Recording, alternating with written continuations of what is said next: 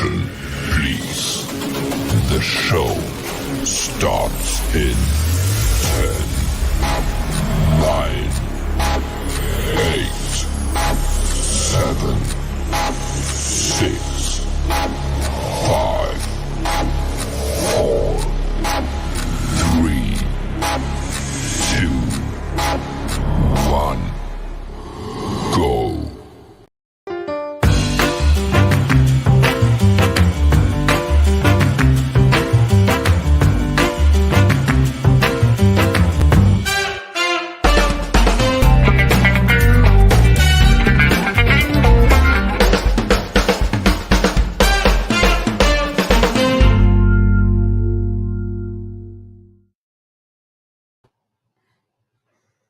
Party people, how you feeling?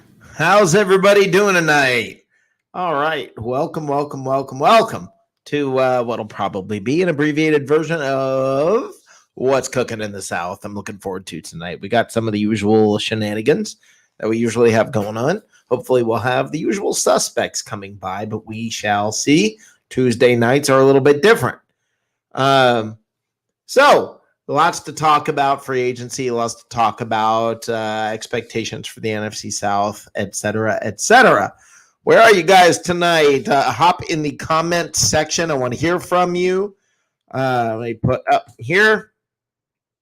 That is the link. That is the StreamYard link. You can come on here on video or just audio. You can use that link either way. You can come on and give me a shout and talk to me about all things NFC South. We've got lots to talk about, and we're talking about my favorite things here at the intersection of food and football. We are talking about what you had for dinner. We are talking about food in general, and we're talking about the NFC South. And I've got an announcement to make here in a little bit. We have an announcement coming up. Looking forward to sharing that with you guys. Some things, some changes coming up, and I'm looking forward to announcing that a little later in the show. Without any further ado, let me get into the NFC South and some of what's going on. There's a lot going on. There is, look, I've said it before. I'll say it again. I believe Drew Brees is coming back. Everybody tells me I'm crazy. I believe Drew Brees is coming back now. A video has surfaced of Drew Brees working out rather hard, not just a normal workout, but pushing a sled and getting himself in shape and showing he's in very strong physical condition. I think he's sending a message that he's in shape and that he's going to be ready for the season, that he's committed and dedicated to that. Maybe getting in better shape than he's been.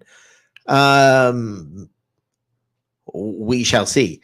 There's also the news that Tom Brady, the day after the Super Bowl, was already in contact with Clyde Christensen talking about next year. So, I mean, that shows his mentality and where he's at. But the Saints, let me just say, don't write them off yet.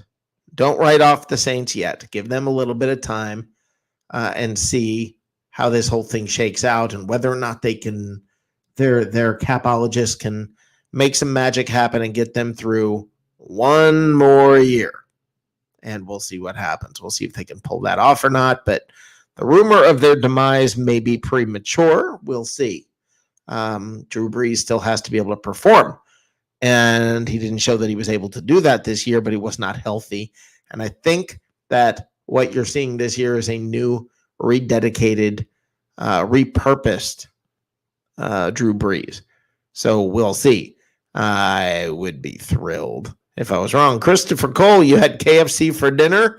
Sounds good to me. Sounds good to me. Hello, Richard Rayborn. How are you? Guys, there's I want to talk about not just the Saints and what's going on there, but I also want to talk a little bit about the Panthers.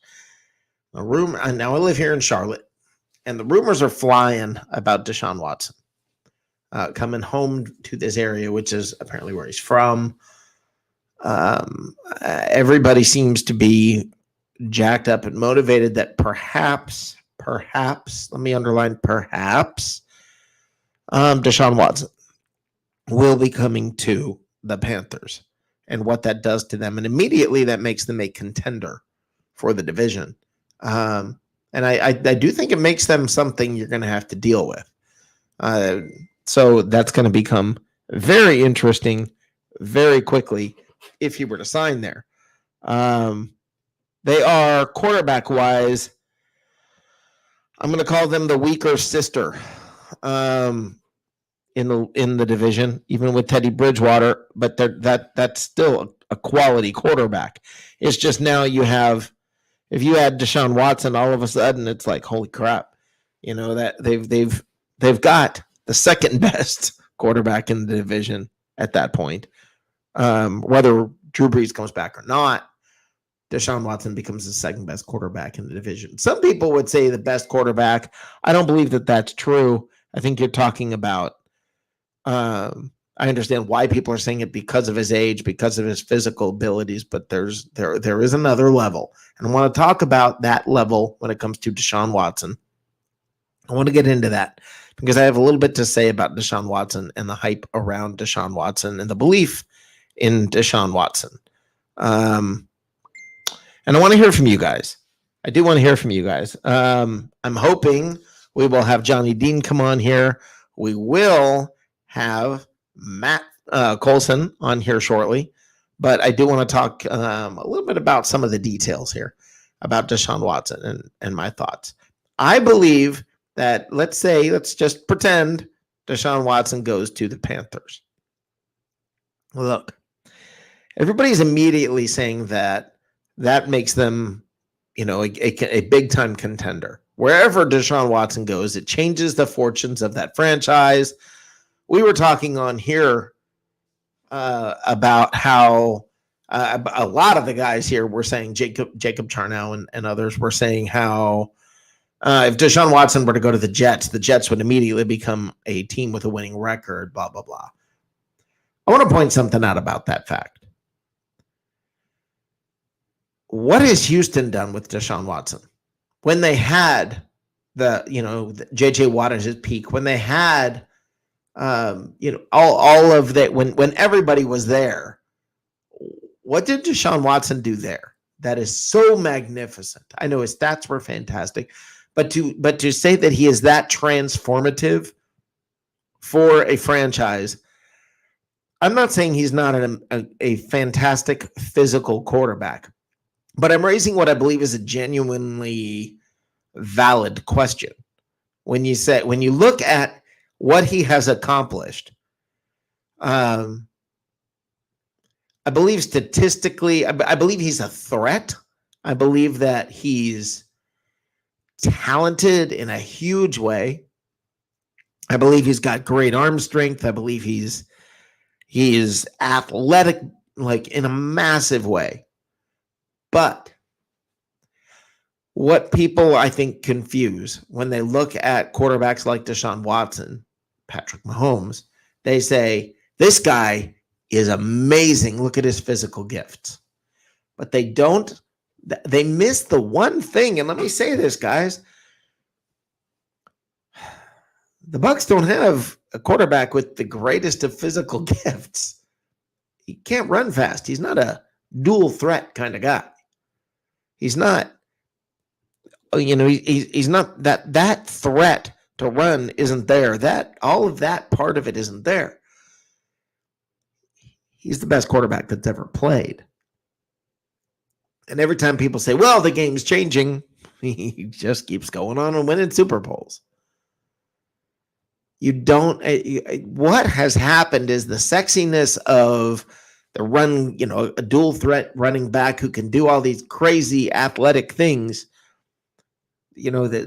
especially in a video game generation. I think we get confused over what is a fantastic quarterback and what's not. Tom Brady isn't going to be diving parallel to the ground, heaving a 35, 40-yard pass, hitting the receiver in the face. I mean, that's not going to happen. The thing about Brady is it doesn't have to. He's not putting himself in that position. He's not getting hit. He's not in the position that these guys are in. And that's what I want to point out about Deshaun Watson. Deshaun Watson is a physical freak of nature, much like Lamar Jackson, much like Patrick Mahomes. They are amazingly talented individuals, even more so amazingly athletic individuals. But there's an element to a quarterback and to being a leader that goes beyond that. And I don't see, in general, these guys getting the other team completely on board with them. I see the Chiefs on board with the Chiefs. But do you ever hear any of the Kansas City Chiefs talking about how Patrick Mahomes is why they're going to win, and how they're driven because of Patrick Mahomes, and just all of those little details that you hear about Brady? Do you ever hear of Patrick Mahomes raising everybody else's game? I don't hear any of that. And to me, there's a different element. There's another gift that quarterbacks have that goes beyond arm strength, accuracy, leg speed. There's another element that goes into their games that I find missing with a lot of these young quarterbacks. And it's because they're so busy out there, I want to say, on their own performing, making it happen on their own. Tom Brady doesn't make it happen on his own. Tom Brady raises everyone else. He's still the same guy. He's still a slow guy with pretty good arm strength, great accuracy, but not all the physical gifts. But he raises everybody else's level for there to be a championship team. And Patrick Mahomes doesn't raise everyone else's level. He does amazing things. He is the show. But he doesn't raise the level of everyone around him to where the whole team becomes that championship level franchise. When you look at the Buccaneers next year, do you feel like the Buccaneers have the opportunity, have the potential to win the Super Bowl next year? Yes. Why? If you take Tom Brady off the team, do they have a chance to win? Well, you still got a lot of really good players. They still maybe have a shot at getting there, but it's going to be a big loss if you lost Brady. Why? Not because he can't run, dive, throw in the air in the middle of a triple gainer with a half twist. It's because everybody else will lose that leadership and the galvanizing force that Tom Brady is. If Patrick Mahomes goes out and the Chiefs struggle, it's because whoever that new quarterback is can't do all the crazy crap that Mahomes can do. There's a difference. You still have all the same players, but Tom Brady is a galvanizing force. Tom Brady is he's not a freak of nature when it comes to his physical gifts. He's a freak of nature in his ability to cause the players around him to be something that they're better than they've ever been in their lives. They can't slack off. They can't struggle. They can't relax. They have to perform at their absolute peak because Tom Brady is there. Nobody in Kansas City has to perform at their peak because Patrick Mahomes is there. They have to just perform at their peak. There's a difference. And this is what's lacking in the Pat Mahomes, Deshaun Watsons, and Lamar Jackson. There's a quality within that player that makes a franchise, that makes a Super Bowl team. Patrick Mahomes does not make a Super Bowl team. He's an important piece in a Super Bowl team. Tom Brady makes a Super Bowl team. That to me is huge. For the most part, this team this year, especially on defense, not completely, but for the most part, this was the same team as last year. Now you say, well, wait a minute. You got a pretty darn good rookie safety that you added. Yes, but for most of the season, you lost Vita Vea. The defense was better because of Tom Brady. He's not even on defense. You think Gronk is the reason the offense turned around? Do you think that Fournette is the reason? I think if you take Fournette out of the mix, and I think you're going to, I think whoever comes in is going to perform at a high level because Tom Brady. And that's what's so cool about this situation. That's why New England never drafted, didn't go get these great free agents and then go do these things, is because they just kind of sat back and didn't worry about the offense because Tom Brady. Tom Brady was getting every freaking player on that team to perform at the highest possible level. You don't get that from Mahomes. Tyreek Hill is what he is. Now, I think if you take Tyreek Hill and you put Tyreek Hill on another team, then what happens? You still have Patrick Mahomes playing like he plays. Tyreek Hill on another franchise is still going to be Tyreek Hill. You take players off the Buccaneers, you take Leonard Fournette off the Bucs, and watch next year and let's see what happens. I'm betting playoff Lenny's not going to be playoff Lenny. I think he raises the level of the players around him that much. I think that's what Tom Brady's all about. But you guys like my my spacesuit I see there. My space hoodie. My spacesuit hoodie. I like this thing, doggone it. Y'all can just deal with it. Suck it up, Buttercup. All right, let me bring Matt Colson in here. Hey, brother, how you doing? Welcome to What's Cooking in the South. What'd you have for dinner?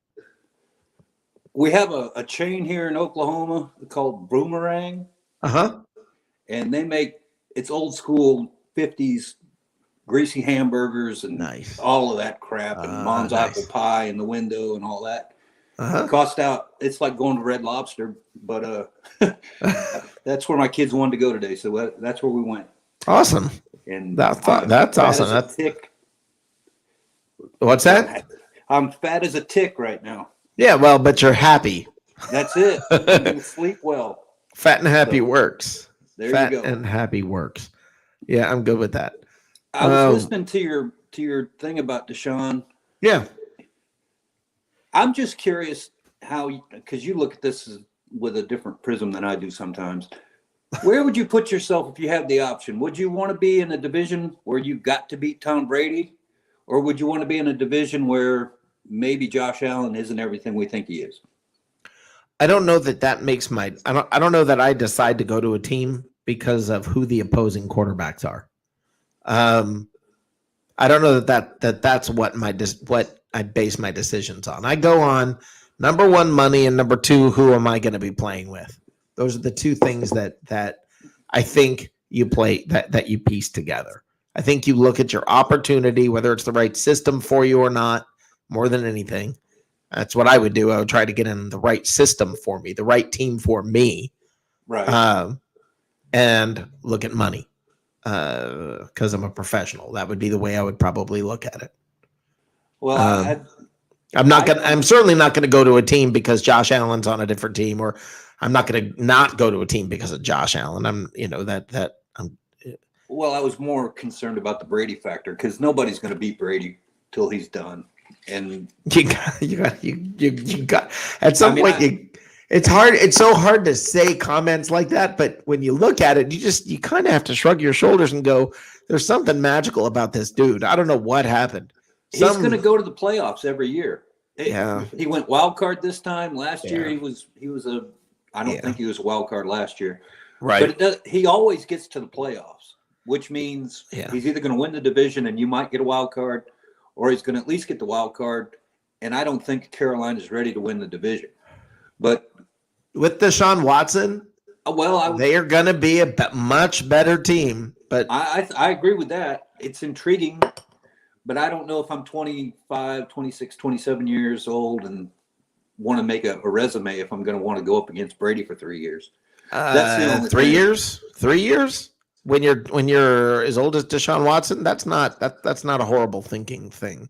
3 years going up against Brady, sure. If you've got that young team around you like they have in Carolina and the potential, the way that Carolina is now being coached, if you feel like that's a good fit for you and that's home, are they going to be run RPO or are they going to be who knows? You mean if he signs there? I don't know. We'll deal with that at that point. Well, I mean, what is the offensive philosophy of the operation right now? Right now it's hard to tell. Right now it's hard to tell because they're changing quarterbacks. So I don't know what listen, before Jameis came in, you had one type of offense. After Jameis came in, you had a different type of offense. You can't say it. When the quarterback changes, the offense can change. Johnny Dean, how you doing, brother? Had McDonald's. What'd you have at McDonald's? Cheeseburgers and fries, man. You know what? Everybody hates McDonald's stuff. I think it's all right. I think it's fine for what it is. It was filling. Yeah, you don't go to McDonald's because you're looking for a great, tasty burger and wonderful experience. You go to McDonald's because you're hungry, the fries are good, and the other food will fill you up. And that's McRibs are the bomb, baby. Man, I don't know about McRibs. I'm not a fan of McRibs. Yeah, I've never been really a fan of McRibs. Yeah, it's some sort of mystery meat. It's some sort of mystery meat shaped into whatever that form is. It's supposed to look like a pork chop pressed into a rib with no bones. No bones. Right. It's supposed to look like there are bones in there, but yet there are no bones. Well, yeah, that does kind of say something, but that's for the books. That way they know what they're grabbing. Yeah, it's just an odd. It's an odd. When you buy McRib, you can hear the machinery working in the background. Johnny, what do you think? I mean, am I crazy about what I said about Deshaun Watson, or did you hear any of it? Going to Panthers? Not just that. What I said about him as a player. Oh, I didn't hear that part. You were on early. I didn't catch the first part of it. Yeah, I know. You know what? When I can go on about 8:30, I'm thinking I might start doing that. Let me add Mike DeRoche. Lids, brother, how you doing? Hey guys. Hey. Dog food ribs. What'd you have for dinner? Had Greek style chicken and potatoes with veggies and feta. Oh, nice. It's feta now. That's good. You've moved up. It was feta last week, and we tried to. Feta, whatever. It is feta. I believe. That's my Canadian come out of me. Yeah, well, it happens. Straight By the way, you're welcome, Mike, because I know you just threw that McDog food rib up there real quick. No, we have that in Canada. It's terrible. What, dog food or freaking horrible? One's the same as the other. Yeah, well, it happens. It happens. So, I mean, did you hear, Mike? Did you hear my comments about Deshaun Watson? I don't know if you had a chance to hear what I was saying about him as a player and everything. Were you able to hear any of that? No, I missed all that. Sorry. Wow. Y'all suck. All of you suck. Sorry. I shared it to him. So, by the way, angry face, Ben Parrish. Why did you put an angry face on the show tonight? What was up with that, Ben? And by the way, to all of you in the chat, if you would do me a favor and pound that share button, please hit the share button for me. And also make comments, talk to us in there. All of those things help. If you make comments and talk to us, it actually helps us. So I would appreciate it if you would do that. I'll go over it again really quickly. I'll do an abbreviated version. The bottom line is this, guys. I want to understand. I look at Deshaun Watson. Everybody's talking about if Deshaun Watson goes to fill in the blank with the team. Last week, they were talking about the Jets here. You guys were talking about the Jets. If he goes there, they're going to be a winning team. If he goes to X, they're going to become Y. Okay. And my thing is this. When they had, who was the wide receiver that went to Arizona? Oh, yeah, I know you're talking about. Like Hopkins? No. Deshaun Watson? No. DeAndre That's Hopkins? the quarterback. I can't think of Hopkins, yeah. Sorry. Who? Hopkins. Yeah. Okay. Bernard Hopkins. Hopkins, yeah. When they had Hopkins, all right, and they had J.J. Watt at his peak, Hopkins at his peak, Watson at his peak, they still didn't do anything. So why is it that everybody thinks that if Deshaun Watson goes somewhere, all of a sudden that team is going to be phenomenal? It doesn't add up to me. Something doesn't make sense to me. It's this: what has happened in the video game age is we have gotten confused over the fact that an athletic quarterback is a great quarterback. And there's a difference in being an athletic quarterback and a great quarterback. Those are two different things. Is he a franchise quarterback?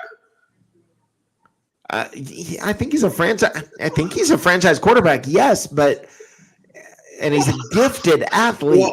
Well, look, when DeAndre Hopkins was there, the reason he wanted out of there is because they wouldn't give him no extra help. They didn't have any second. He was the weapon. Him and Deshaun.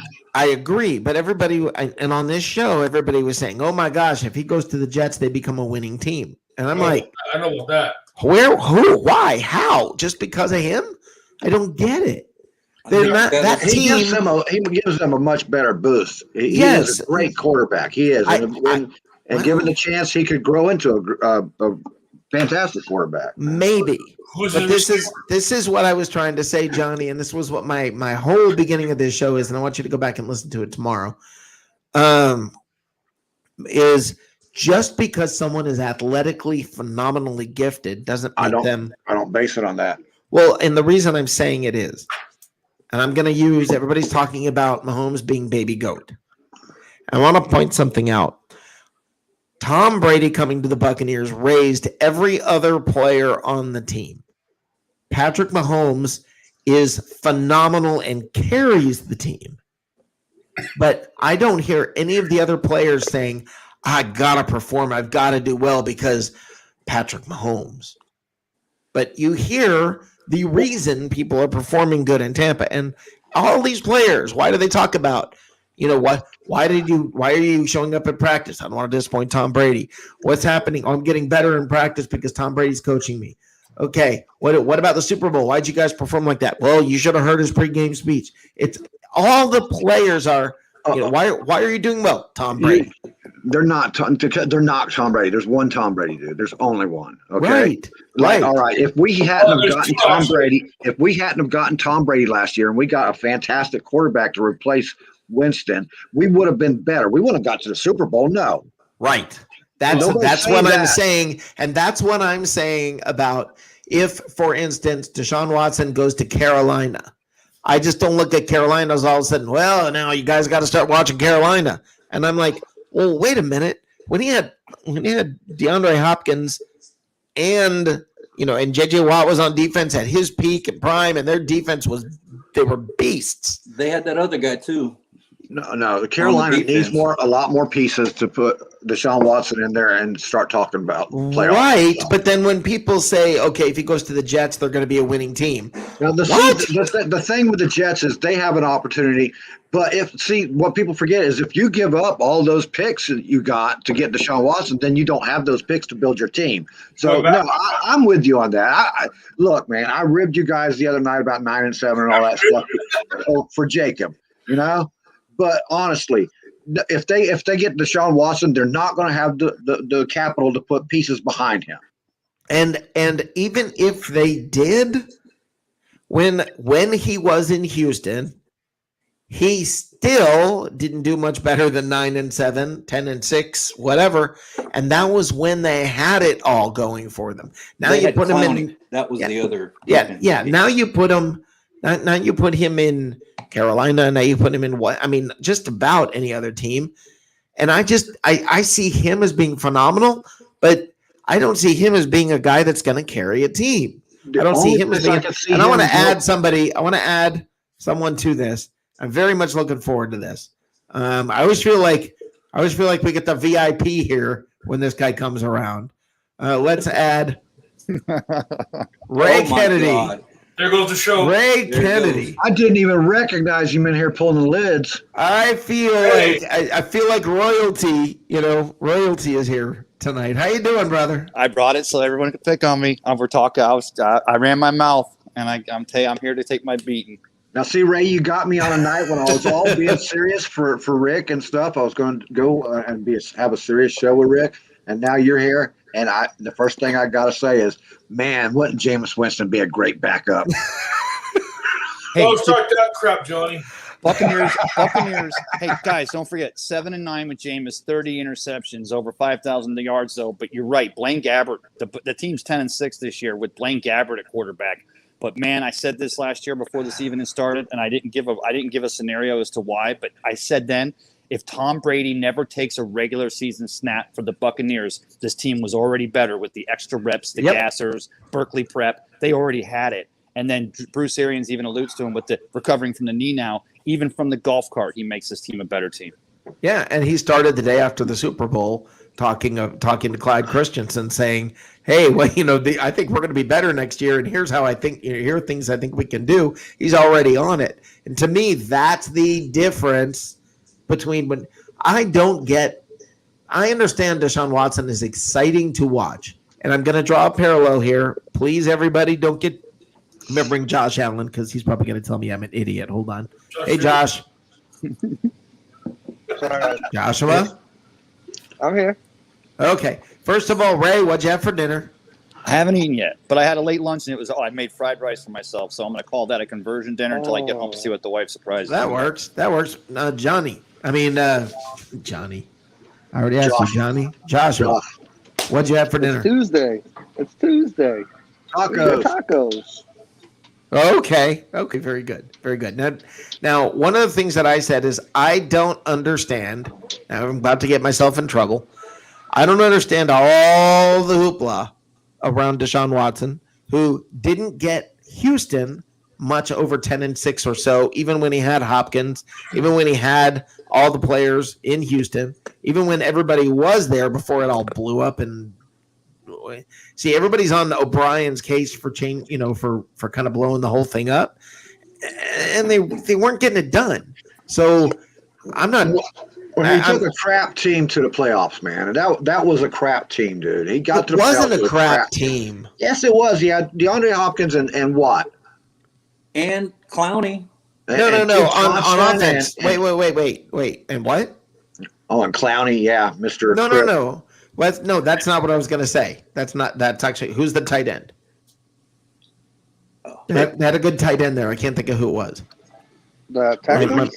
They never really had a good tight end. I can't think of any tight ends there. Okay, I'll have to look that up, and I can't do it right now. Sorry, guys. They had one guy that couple good games, but never consistently. Okay. Well, my thing is this: everybody is acting as though, okay, if Deshaun Watson goes somewhere, they're going to be this fantastic team, and I'm like, simmer down. I mean, this guy really has not. He hasn't shown that yet. He hasn't shown the ability to raise the players around him yet. It's the cost, Rick. The simple cost. I know that we've seen this already. We're seeing with Russell Wilson, who, by the way, probably is going to end up staying in Seattle. I think we'd all probably at least think that's the favorite. But the cost for Deshaun Watson, why? Even if the Jets could get a hold of him, they're going to give up 2 1s or 2 2s and mortgage the entire future on one player. That's a lot of. That's how I feel, Ray. And a guy who hasn't really done anything. It's not like he's won a bunch of Super Bowls or something. But there's only like 1 or 2 teams that could get Deshaun Watson without forfeiting their future, and that's because they already got a solid foundation. Maybe Miami. Miami's got a really solid foundation there, and that's Denver. Maybe Denver. And the irony with Denver's Johnny. dark horse. And the irony with the irony with the Dolphins is they'd be giving them the Laramie Tunsil picks right back to them they got from Texas in the first place, but then they'd have to admit they're moving on from Tua Tagovailoa already, which is crazy, I think, in itself. They're a defensive-minded team. Ray. That Tua thing is messed up. I don't know why they're so quick to flush that guy. I mean, they I don't actually understand brought that him in. either. Yeah, and I'm not sure they are. The thing is this: I'm not sure they are. I'm not sure they're wanting to do that. I'm thinking that this is more a media thing because the bottom line is last year Tua wasn't Well, it's the sexy. Deshaun thing. He named one of those teams as where he'd like to go. He named the Jets and the Dolphins specifically of places he'd like to go. So that's right, why but it's that's good. Deshaun did it. The Dolphins didn't. So, Exactly. and a lot of it you got to understand is agents floating rumors and all kinds of that crap going around right now. So Well, we're going to hear all kinds of things, and I believe probably in about a week we're going to start to see some things break. As far as we're going to start to see more real news coming out about who's going to resign, who's not. It's going to take about a Deshaun week. is pretty easy. All you have to do is follow the teams that have the capital to buy him. Right. You I said mean, And there's I only think two or Deshaun's three cap teams hit out this year there. is only- I just don't know Deshaun's why cap anybody hit's would. only $10 million this year. So I mean, you can make it work. But I agree with. I tend to agree with Rick. Once free agency opens up, and teams like the Jets, once because they have the second most cap space. Once they put together a team, they might look at the draft and say, okay, we put together a solid team. We're a quarterback. Now we need a quarterback. Let's go out and get Deshaun Watson. And his appeal with New York is obviously the city itself and also the coach there. That's one of the coaches he lobbied for the Houston Texans to interview. They didn't. He signed with the Jets. So that's one of the things there. And as for Miami, I agree with both of you, all of you who mentioned the Tua thing 100%. I mean, when this kid came in his freshman year in the national championship game, we were talking about him like we've been talking about Trevor Lawrence. He had a bad hip injury and in a pandemic-filled offseason. He didn't really get the time to get the coaching and get the reps and everything like that. And you kind of threw him in there to see what you had with them. With all the draft picks they have, and they have relatively good cap space, just increased it by $9 million by releasing Colin Kaepernick. You're getting cost-controlled talent in the draft, and you have a potential starting quarterback who can be and above. I don't know if he'll ever be elite. I mean, Deshaun Watson's top 7 in the league, but you have a guy that you really don't know what you have in yet. And This is what I that don't. talent that you can draft in the first round to. And let me say get a this though. guy. This is what I don't understand. I don't understand how Deshaun Watson is top 7 in the league. I don't. I all get the it. traits and all the talent and all Physically, he's a gifted freak of nature. But Tom Brady is not, and look at what he does. You don't have to be a gifted freak of nature to be a great quarterback. In the video game mentality of these days No, you don't. tells But us, hold all on. The video game mentality of these days tells us Lamar Jackson and Deshaun Watson are phenomenal. But and even Patrick Mahomes. But Patrick Mahomes couldn't lift the team around him in the Super Bowl. Lamar Jackson hasn't been able to do that to this point. They are able to I would do disagree with amazing things, but they're not able to raise those around them. Those around them, here's the difference. You guys ready? There's a key here. Tom Brady raises the level of those around him with a physical freak of nature quarterback. The reason you don't raise the level of the people around you is they're relying on you and your physical freak of nature mentality. Okay, With but there's only Patrick one Tom Mahomes Brady in to go that Super around, so Bowl. these other teams have to look at the best they can find. All right, and the difference between you're mentioning Lamar Jackson, those guys, yeah, they're physical freaks of nature, but the difference is Watson can read a defense. Watson is pretty savvy with the defenses, and he doesn't always go to a run. He does his check downs, and that makes a big difference. He's more Russell Wilson type than Lamar Jackson type. Well, what quarterbacks have been in the Super Bowl recently? Well, Tom Brady, That's but there's only predicated one on Tom so many Brady. different things. No, okay, Tom Brady, Patrick Mahomes. Let's go through them. Big Well, Ben. Patrick Mahomes, you mentioned him in the Super Bowl about not being able to raise the level of his teammates. He played in a magnificent game where he was running for his life. The problem was his teammates couldn't raise their No, own that's level. what I'm saying. That's what I'm saying is he tried to. His teammates couldn't raise themselves. no, And you're sometimes correct. you He gotta- tried sometimes- to. I'm not saying he didn't Sometimes you have to hold attempt the to. other players accountable, and But that he Super Bowl, didn't- you have to hold them. Joshua, Right, here's the right. difference. Here's the difference. You're saying he tried to. No, he played amazingly well. Okay? What I'm saying is there is a characteristic in these guys that everybody just ignores. Okay? You don't look at it, you pay no attention to it. These guys do not get the players to play at their peak when it matters. Well, It's Rick, about a- that's it's- not really I fair disagree with on that Mahomes' last part. part of the Super Bowl. I disagree. It seems to me Mahomes did the year before they were losing, and he got down on the sidelines and he was talking all that rah-rah stuff. But you're against a quarterback who, to be quite honest with you, really isn't very good. Mahomes? Okay. No, Mahomes was against a quarterback that wasn't very good that year. Oh, I Garoppolo. give you that. But Okay. I mean, I'm just saying he Mahomes had brought the his ability a team year down ago. from double-digit deficits all throughout the playoffs last year, and this, he did what he could do, and the players didn't lift themselves up their own ability, dropping the ball. But that's what I'm And saying, though.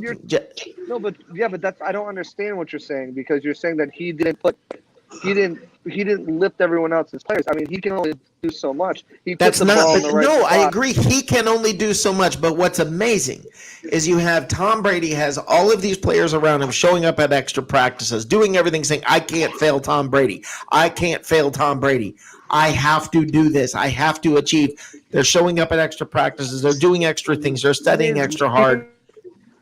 Well, guys, it's about accountability, and that's what it comes down to. And am I saying Deshaun hasn't instilled into the Texans? Remember the first game, not last season, but in 2019, big Monday night game. The Houston Texans are playing against somebody. Maybe it was the Titans. And Deshaun was just a master of that game. But he ends up going in for a touchdown. He bounces off the back of his butt and almost breaks his and it's about kind of accountability as far as leadership for me. But as far as putting all that draft capital out for a quarterback like Deshaun Watson, who also is so dependent on his legs to run, he does read a great defense. Been doing that since Clemson. It's just, to me, I always defer. I want to go back to the pocket passer quarterback that can read the defense and keep himself more protected. Could he still get injured? Yes. But Deshaun Watson, he's always seems to be battling injuries, but he is a gamer.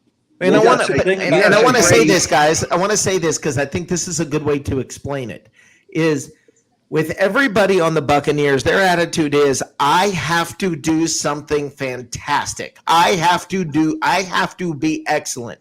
And the rest, and when you look at like the Chiefs players and everything, they're all, man, Mahomes is going to do something fantastic. Mahomes is going to do something supernatural. Mahomes is going to do something. They're not. That's what I mean by, like, there are certain quarterbacks, and it's not simply Brady. Okay, there are certain quarterbacks who have the ability to get others to perform at their peak versus just rely on the quarterback to do something at their peak. I will disagree with that. Even with all right, look, there's been people who played with Russell Wilson came out complaining about Russell Wilson. There's people who played with Aaron Rodgers come out complaining about Aaron Rodgers.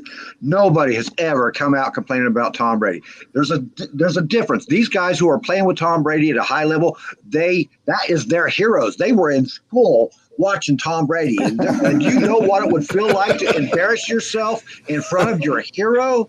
No, man. That's why Tom Brady, you have to take him out of the equation when you're talking about these quarterbacks. I said other than Brady. I said that. Yeah.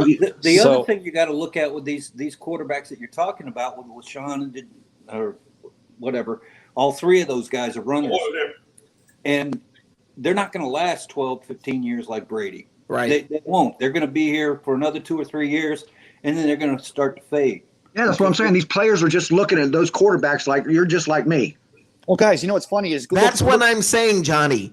That's what I'm saying. Look at Russell Wilson in Seattle. He gets the big $40 million a year contract, and it's based largely on the fact that this guy opens the pocket up by spreading it out, buys himself time, he creates plays on the fly. But the Seahawks, as a result of that $40 million contract, they start letting some of that defense. They get the defensive line depth, or offensive line depth has gone away, and they can't put talent around him. And now Russell wants out of Seattle because Pete Carroll's trying to build an offense on the fly because he's got a quarterback taking 1/5 of his salary cap.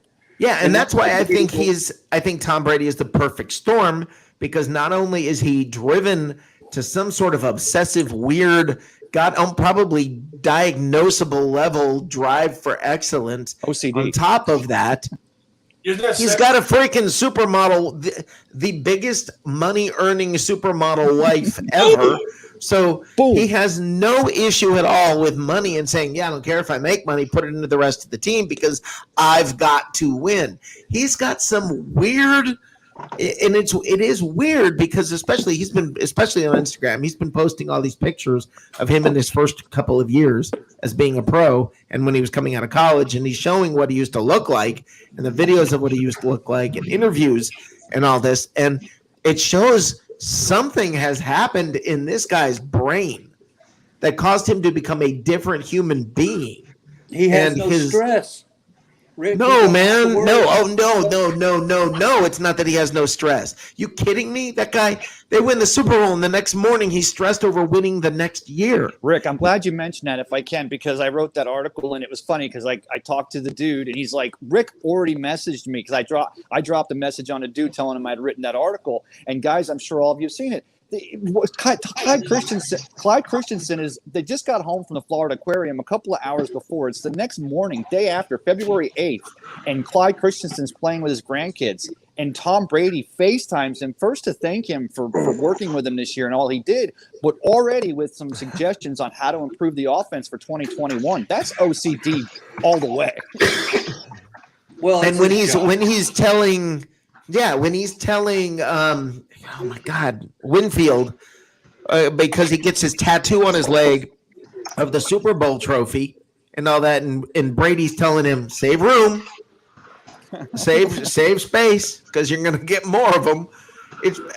There's a weird drive in him that forces everyone to play at a different level. And that's what I'm saying is there's not a reliance on Tom Brady to do everything. There's something about him that gets everybody else to play better. But let's take Brady out of the equation for a second, okay? Let's take Brady out of the equation and let's say, what other quarterbacks, not to Tom Brady's level, there's no one, that's decided, okay? But quarterbacks like Drew Brees get people to play at a different level. They get those people around them to play. One of the top 5, top 10 quarterbacks of all time, though. Well, you got levels of quarterbacks, and Drew Brees and Aaron Rodgers are in that second tier. Those are like top 10 quarterbacks of all time. You could arguably make a case for Rodgers to be top 10. I think that's recency bias. I think that's recency bias. Rodgers is one of the most lack of Super Bowls. Rodgers is the most gifted quarterbacks to ever play the game, and you'll hear Tom Brady say that straight out of his mouth. No, that may be the case. Okay, that may be the case. May. The only thing I am going to, the only hesitation or caveat I'm going to throw into the mix is, well, Brady played on some teams that were very unremarkable and still caused them to do remarkable things. So, and I'm telling you, Aaron Rodgers cannot get people over the lead. But Dan Marino, again, this is what I'm talking about. A very physically gifted quarterback, but it doesn't make them one of the best quarterbacks of all time. And that's where people are making mistakes. They're saying, look at Aaron Rodgers, his physical gifts make him one of the best of all time. And I go, I look at quarterbacks who take teams, who repeatedly take different teams even, like Peyton Manning. Okay, Peyton Manning, again, not physically not an amazingly gifted guy, but holy crap, what he could get the people around him to do. Hey, did we forget about what? Did we forget about Brett Favre? And I'm not saying Brett Favre could turn the ball over because he took a lot of gambles and risks. But Rick, you talk about a player that lifted those around him. The Packers, for every year Brett Favre, and you saw the offensive line. No, I think that's actually a good example of somebody who actually has physical gifts and the ability to raise those around him. And that's what I'm saying. I think Rodgers got him to. They won a Super Bowl with Rodgers. It's not like Rodgers, but He's Rodgers was doing MVP. He's one of the best of all time. Didn't it feel like Rodgers was this conversation? No, but it felt like Rodgers was doing it with McCarthy's team. Rodgers was doing it, and I'm not saying Rodgers isn't a gifted quarterback, but you're talking about. I think Well, no, I'm not going to agree. I'm just. I look at Rodgers. I think Rodgers very well may be. McCarthy couldn't get a job with the Jets, and look what he did with Dallas. Listen. On. Listen, he may be one of the best, okay? But then there are quarterbacks that gone to 3-4 Super Bowls. There were guys. Jim Kelly got you there, even though he wasn't physically all of that. And that's why I say there's a different element or a different quality within quarterbacks that's being discounted when we say, oh, he's one of the best. And it's usually young people are going, oh, he's one of the best because they're younger and it's recency bias and they didn't see these guys playing. There's a reason. Look, I majored in psychology. Recency bias is real, okay? And when you look at the video game quarterbacks and you look at Patrick Mahomes or Lamar Jackson, you go, oh, my God, Lamar Jackson is an amazing quarterback. No, he's an amazing athlete playing quarterback. That's why he goes number 32. He goes number 32 to the Baltimore Ravens. They get him where they get him because of the fact that people saw it. He didn't have that. He didn't have that natural leadership it factor. Right. He has the physical tools. He has the arm, and he definitely has the legs. Right, weapons but around him. He had weapons around him. Wait, I'm going to disagree with Mahomes. Right at this moment. Oh my God!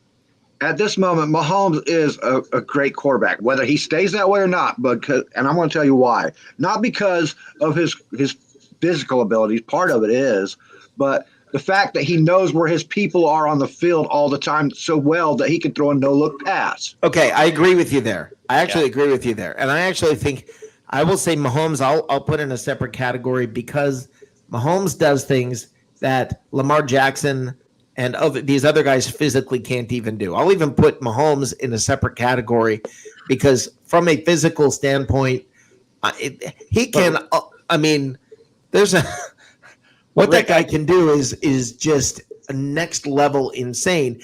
He got his ass handed to him in the Super Bowl. But the thing is this, even when Jim Kelly was losing those Super Bowls, he wasn't getting his ass handed to him. Hey, guys, but Deshaun Watson, he does not go in Lamar Jackson's category. No, Lamar he's a third-tier quarterback. No, Deshaun Watson can read a defense. John, you said Deshaun's a third-tier quarterback? Third tier, because there's the first tier is only there's only one person sitting on the first tier. That's Brady. Okay, on the second tier, you got Rodgers, you got Drew Brees, and you got Russell Wilson. Maybe based on experience and time they've played and how well they've done over the years. Johnny, you know, as a fact, quarterback in the league right now, a top 7 quarterback in the league. Now, see, you're putting it right now. I'm not. I'm talking about tiers. And in the second tier, you have to have experience in the second tier to be in there. Why do you say that? Watson. Wait, hold on. Very, very simple question. Okay, Joshua, sell me on it. Why is he one of the top 7 quarterbacks? He's got all the traits, all the abilities. He's been to the playoffs multiple times.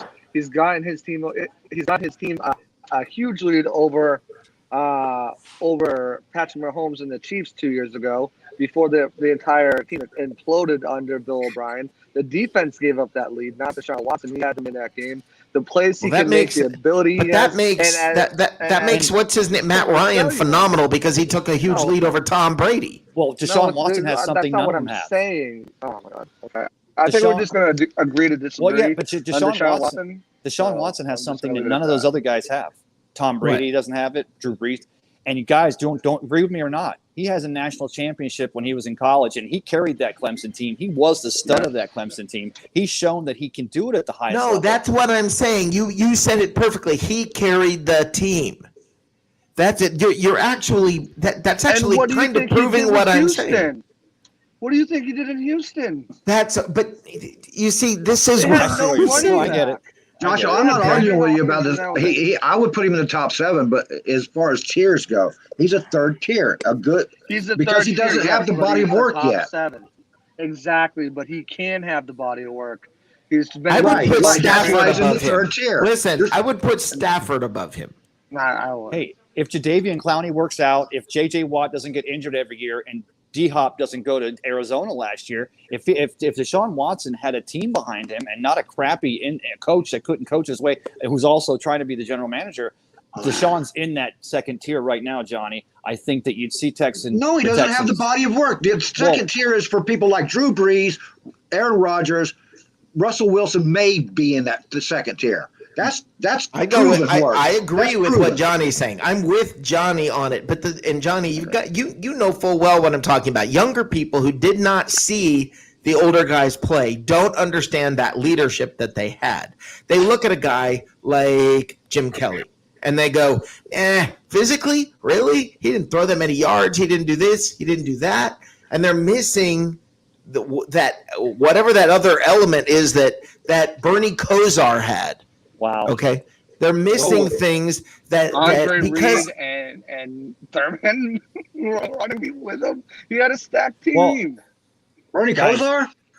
No, Jim Kelly, but Joshua. If you never saw the K gun, I mean, I came up with that, and I saw it for 4 Super Bowls in a row, even though they lost all 4 of them. If Jim Kelly ran that offense, probably if no quarterback I've ever seen run an offense, maybe Joe Montana with the West Coast offense under Bill Walsh, but the K gun and what Mark Levy had Jim Kelly doing in Buffalo, even though he had Andre Reed, Thurman Thomas, he had a great offensive line, but forget about it. Yeah, I mean, I've watched the replays of those games. I didn't watch it live, obviously, because I was 5 years old, but I watched Brett Favre, and I watched Dan Marino, and I watched these guys. How old were you when Jim Kelly was leading Buffalo to the? I told you. I don't think any of those old guys could be. No, hold on. He was answering a question. I just asked him a question, Johnny. Hold on. I was like 5. I was born in '87. Okay, so here's this to me. Okay, but this to me, this answer, this is exactly what I'm talking about. And if you look up the definition of recency bias and understand that it's a real thing, look at what Yakin Ben Israel says. Sorry, Rick, I didn't grow up in the 1850s. Okay, but the fact of the matter is, okay, maybe you didn't, but that doesn't make what I'm saying wrong. It makes you not knowing. Okay, one of my favorite quarterbacks of all time. I watched him when he was in Green Bay. Awesome. I'm not talking about Brett Favre at the moment, Joshua. I'm just saying, that's not recency bias, and I've watched Tom Brady's entire career. So how can I have recency bias against those things? It's not recency because I'm a certain age. Because they're recent quarterbacks. But that doesn't mean anything, Rick. I go back and I watch the old school guys, and I look at them, and I watched what they did. Maybe not every game live in person like you got to experience, but it doesn't mean that I didn't watch those games. I didn't watch film or watch tape on those guys. No, you're watching tape on a guy, but if you watch tape. What are we debating? Yeah, hold on. I have no idea. But if you watch tape, hold on. If you watch tape on Tom Brady, you're watching plays. You're missing my point about the leadership. You're missing my point about the other elements that you're not going to see just watching that. Okay? And that's what I'm saying gets missed. And that's where recency bias comes in. It's not your fault that you don't know. Listen, I can't tell you about Johnny Unitas. I don't know about Johnny Unitas. He was before my time. Okay? But people told me about him. You know why I know Jim Brown was a phenomenal running back? People told me he was. I saw some good runs on highlights.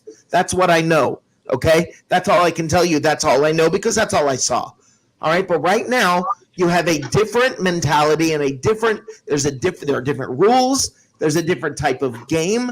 There's a video game mentality, and young people are thinking, that's a great quarterback. I'll tell you one big difference right now, and you mentioned Dan Marino earlier, and I'm going to tell you something. It was a different world with the coaching staffs back then also. Right. Don Shula and Vince Lombardi and those guys ruled with an iron thumb. What they said. I watched Bill Parcells. That's a whole different thing. Bill Parcells is not even close to what I'm talking about. Don Shula and those guys ruled with an iron thumb. They wrote up a play. They sent it out there. You ran the play, period. That's how it went.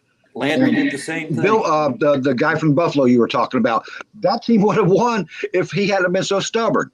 A few times, at least 2 of those games would have been theirs. But this is what I'm saying.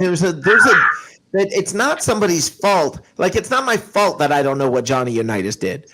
And I've seen highlights. Of course, I've gone back and watched highlights. But just because I went back and watched highlights doesn't mean I have a holistic understanding of what Johnny Unitas was at the time. Man, okay, I can't.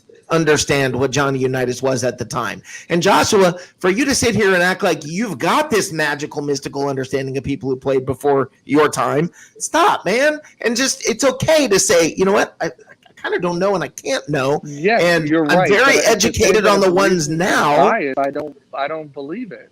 Well, you look it up, man. Look up what recency bias is. This is what I went to school for. I learned all about it. It's a real thing. I'm telling you that doesn't play into my evaluation of a Deshaun Watson or of an Aaron Rodgers. I'll be the first one to tell you that Lamar Jackson isn't the best quarterback, and he definitely. I've said it all week on the locker room app that he needs to go and seek out a calm house and learn how to go through his progressions better. I also think the fact that they haven't had good weapons around him besides what Mark Andrews plays into a factor of him not being able to go through his progressions and not Lamar Jackson. That's what I'm talking about. Oh, okay. Go through his progressions and go through his reads and then just take off with the ball because he doesn't have the weapons around him. Lamar Jackson is... He can make the throws. I mean, he threw his first interception in the red zone. Oh, I thought we were talking about Jameis Winston. Drive. Thank you, Ray. Thank you, Ray. Oh, I'm kidding. You know? Guys. But I do stand by my, if all things are equal, if Jameis doesn't see the field in 2021, that if he played in the Arian system.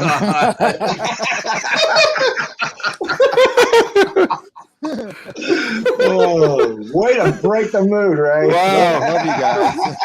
Mike, sit up and join us, brother. Well, look at Mike. Mike's bored. Mike's bored. He's not getting in the mix. In the atmosphere. Listen, and the thing is this, it's not, I mean, and this is what we're all here for. I mean, this is kind of the whole point, is this kind of debate and all that. It's fun. I mean, that's why we do this stuff. But I mean, yeah, I mean, it's the thing is, as I like, okay, Ray, you're talking about Winston and your article about, you know, or your post that I saw about if Winston came for I don't remember what it was, it was a bus pass, $17 and a bus ticket. Right. Okay. I'm sorry, but but right now I'll keep the $17 and Blaine Gabbert. I mean, I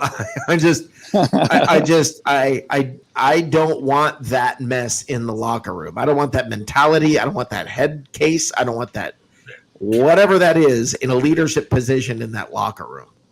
And Jameis Winston, to me, no, stop it. Everybody stop it. Don't give him a ring. Don't get him back on the team. Everybody just stop it. The funny thing about that, Rick, that very post, and it's still there, and it didn't get a lot of run, but the very post, I got some good friends that messaged in there. And one of them's a good football coach, and I worked with him for 10 years at St. Pete Catholic when I used to call the games. But he jumped right in there. I hadn't heard from him in a while, and he jumped right in there and said, "No way to Jameis." And here's the thing about Jameis. Guy. Well, and guys, even if Jameis, I told you he's not coming, Ray. I know you did. I know you did. And that was like the third installment on that. But if ever a team had the goodwill to try a reclamation project like that, you think the Bucs would be in a position? You know what? Christopher Cole said something perfect, and I like this. I like what Christopher said. Christopher said, I had no idea Brady was what Brady was and what he does for his entire team until he came to Tampa. And I've got to tell you, I felt the same way. I knew he had an impact. I didn't know the level. I didn't understand the level. Well, that's because Belichick I tried to tell you guys. Yeah, you did, Joshua. You know, you did. And there's no doubt you were right about that. But there's no way to know it if you're not in the middle of it. And I guarantee you that Brian Pearson doesn't know it, as a New Orleans Saints fan, and that other teams don't understand what he did here. Hey, guys, the great point is, as we're talking, that'll make you happy?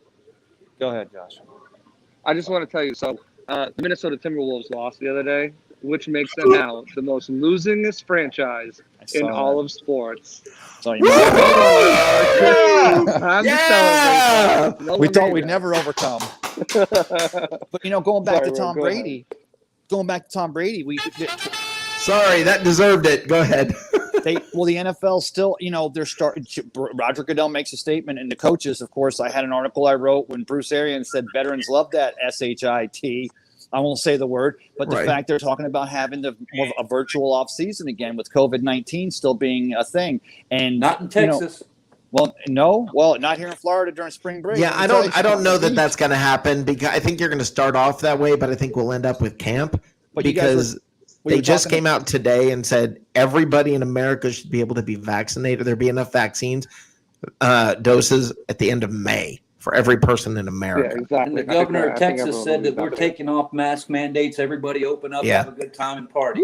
Woo! Every Yeah, Yay, Carolina, Texas. Carolina, it's coming. I mean, they've already said that like where at my job, you don't have to count the people coming in and out anymore. And this has been one of the most locked down states that there is. They've been ridiculous here. Well, here's And- my point. My point is that talking about you talked Rick, and you're right. We didn't know all the repercussions that a Tom Brady has on his team, but really, Yeah. guys, at the end of the day, Tom Brady, he was the OG when it comes to OTAs. His organized team activities were the best. You go back and look at all of his teams with Julian Edelman and Danny Amendola and his tight Right. They're ends. not coming here either. No, Or well, Humphreys. I'm not making that argument tonight. That's for sure. We can get into that. We can get into Humphreys and all that. But first of all, are you guys, does anybody have to go anytime in the next few minutes or can you hang around for a minute? I I'll can hang I'll around for a stay. minute, but I gotta head out soon.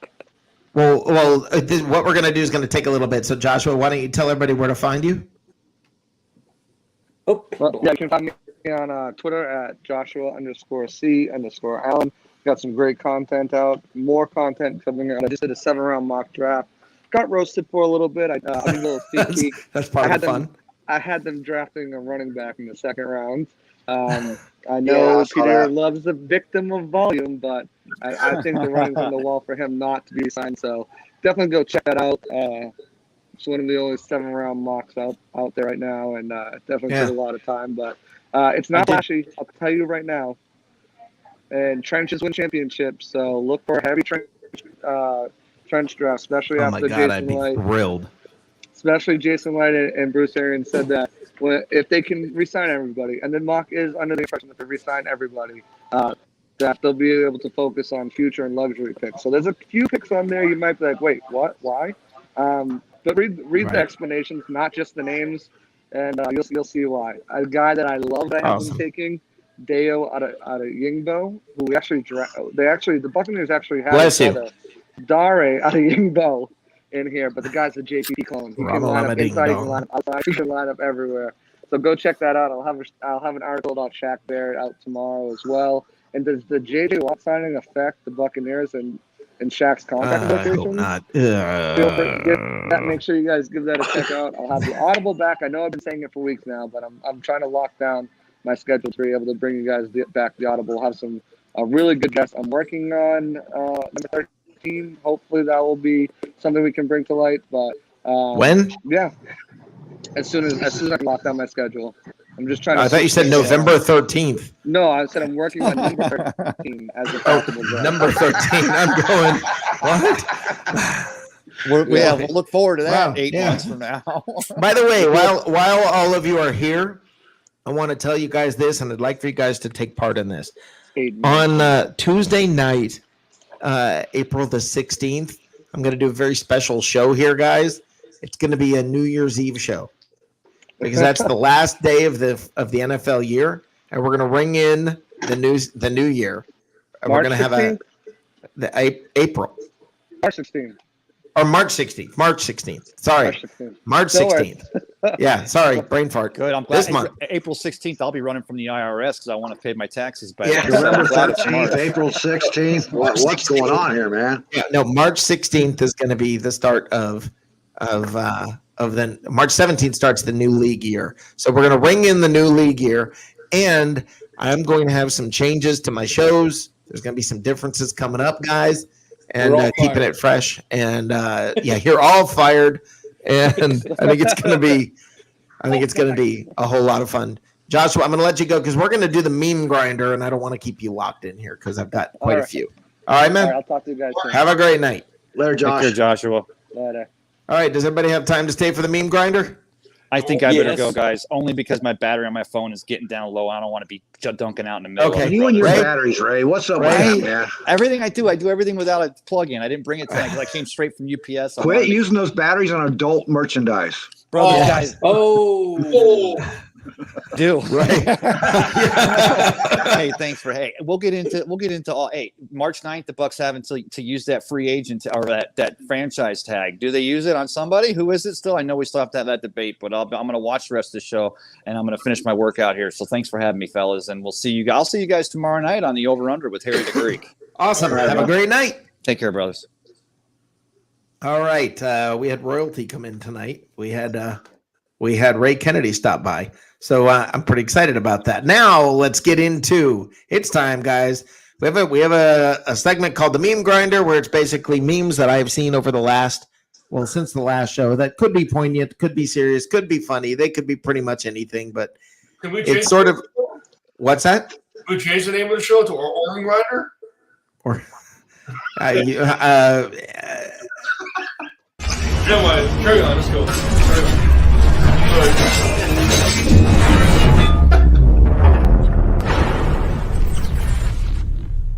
We all froze? Nope. No, you didn't see the Meme Grinder thing come up? No? No? I don't know if everybody else did, but I did. I did. Okay, the rest of y'all did. Just It just doesn't go to Canada. Okay. It's Some haven't. Apparently, it didn't clear customs. Okay, so let's go through the memes. The first one, and it's this. This is one of my favorites from the day. I think this is hilarious. The Chiefs' kingdom looks suspect. Oh my God! I don't have it. This is the that's Chiefs bad. before a They game. must all be on the Zeke workout, man. Yeah, that was the Chiefs last year before they played in Carolina, and that's just scary.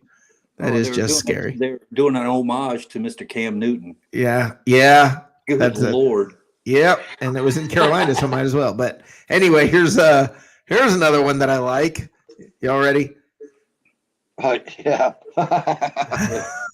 Okie dokie. Well, We did. We brought him.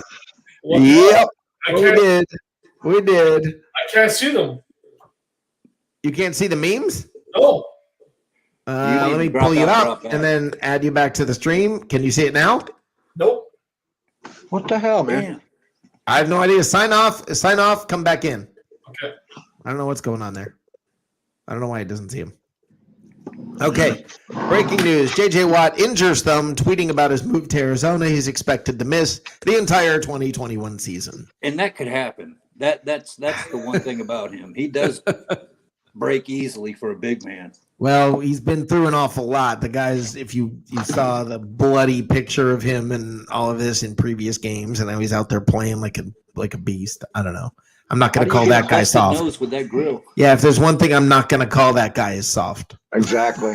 No, he's not. Right. I admire the guy. I just think he doesn't have many years left. Well, that's true. Neither does Brady.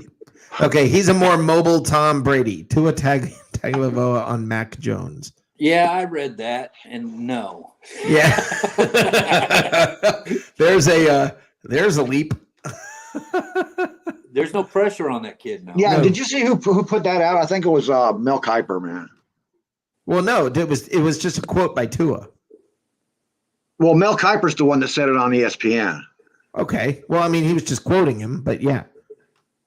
But anyway. All right, here we go. I have to send Ready? that to you, man. Ready? The Rams dynasty, the Colts dynasty, the Seahawks dynasty, the Chiefs dynasty. Tom Brady. Tom Brady. He's standing strong on the post. And here you go. No. The Texans. What if we Deshaun Watson? No. It's just plain no. Let's see if Mike, can you see him now? Yep. Okay, let's add Steve. Steve, how you doing, brother? Uh-oh. Steve Glass. Steven, Hey, your mic's muted. Glasker. Steve Glasses. Your mic's muted, Steven. Like Yeah, he, hey. he walked away. Hold or on, something. sorry about that. Hey guys, sorry. What's going He on? was How in y'all the doing? bathroom. He was in the bathroom and didn't want us to hear the noises that he was making. No, I am not in the bathroom, but thank you very much. am not. Wow. No, I am not in the bathroom. Okay. Next Front up. word there, huh? Yeah, next up. Okay. That face you make when you step on a Lego. That is true. That That is is true. very That's true. not quite what I would say, but okay. All right. I like this one. Did Tom Brady really think I wouldn't make it to the Super Bowl? Oh my God. Wow. Oh my God. Oh, that's awesome. Patrick Mahomes passing 0 of 7 with an interception on third down, 0 of 5 with an interception versus the blitz, 0 of 5 with an interception on throws of 15 plus yards downfield. It was the refs, right? Asking for a friend. It was. Hey, if that ball would have stuck in that guy's face mask, would that have counted as a catch? I remember hearing that he had a lower QB score than Rex Grossman did in the Super Bowl. Well, I can see that. And you can't blame him. You cannot blame him. But that goes to my point from earlier. And whether or not you raise the play of the players around you or not. Or whether they just rely on you to do something miraculous. Unless they've gotten hit so much that they just don't want to touch the ball. Well, okay, greatest Bears quarterbacks of all time. Number 1, Sid Luckman. Number 2, Jay Cutler. Number 3, Eric Kramer. Number 4, Russell Wilson, simply saying he'd play for the Bears. Number 4, Jim McMahon.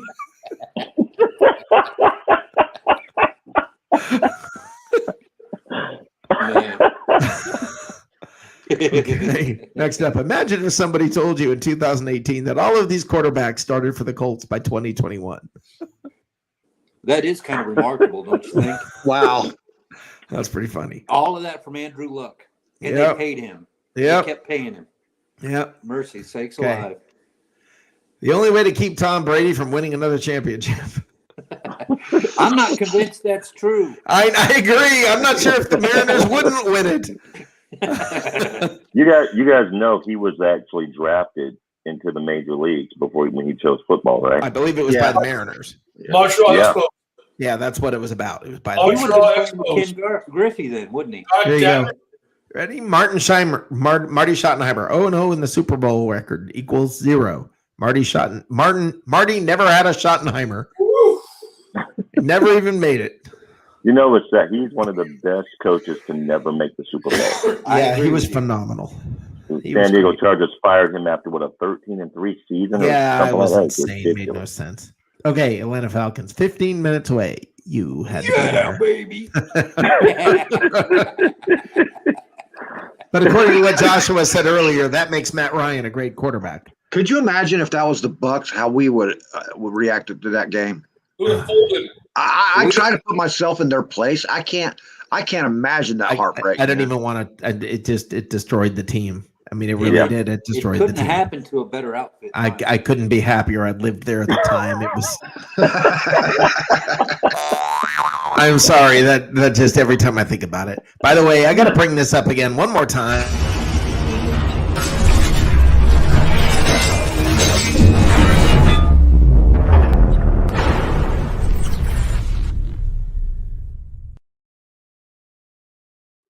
All right, the reason I'm bringing that up is because this one I think is my favorite. It's not the last one, but I think this one is my favorite. At birth, baby elephants weigh 250 pounds, making them the biggest babies on Earth, except for Deshaun Watson. That's so true. That's not fair. The guy. I know it's not, but it's funny. It doesn't have to be true. It's a meme. I hear you, Matt, but come on, man. You signed 150 or whatever. How was it? Whatever that contract was, 156 million or what, and then you start crying. Stop it. Yeah, well, exactly. He's a victim of his own greed. He's got Russell Wilson's got the same problem. They can't do much. Wait a minute, 152 million. Hold on, guys. We're going to get into playing for your contract or not as soon as we're done with this segment, okay? Because that's something I want to get into. All right. Brady fans, every time someone mentions a quarterback is better than him. That's all you gotta do. True. I'm one of them. I am one of them, guys. I am one of them. 7 rings. Okay. The 49ers have called the Panthers about a potential trade for quarterback Teddy Bridgewater. League sources tell Josh Pearson. Pearson. While Carolina is rumored to be on big name quarterbacks such as Deshaun Watson, the 49ers claim they have Jimmy Garoppolo will be their quarterback starter in 2021. Good luck on that, 49ers. I don't get it. Good I luck don't on get that. it either. It was kind of like a contradictory. No, All the way it was down the line. saying the 49ers have called the Panthers.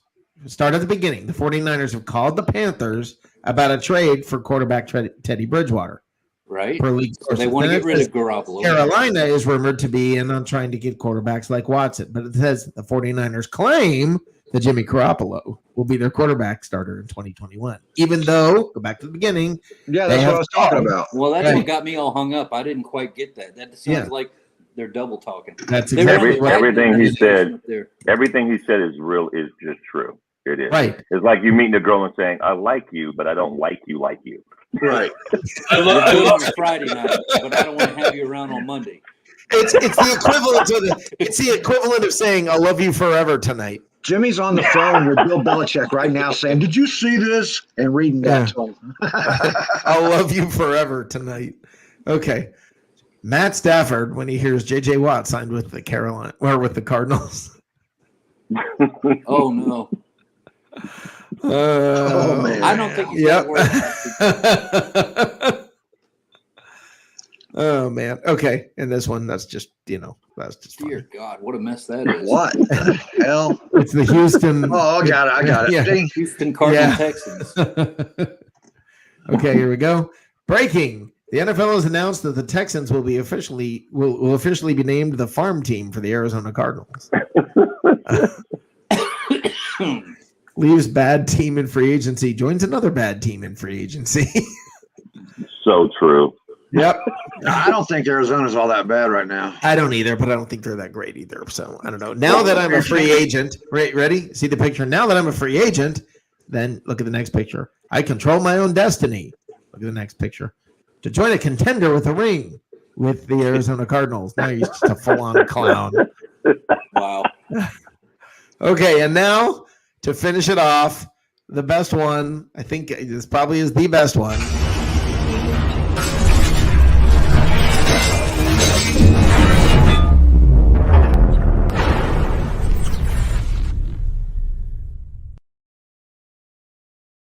You know how they'll come out with beer bottles and such with your local team's logo, and they have different local versions of Pepsi and things. beers, Pepsis Yeah. and Budweisers. Well, in New Orleans, they just came out with this snack. It's Doritos Nacho Year. That's the best. extra salty That is the best. Extra salty. Doritos Nacho Year. for, I for wish Brian. Where is Brian Pearson right now? Where is Brian when you need him? Brian, it's not your That year. is the one team. That's the one team in the NFL that's really hoping their quarterback doesn't come back.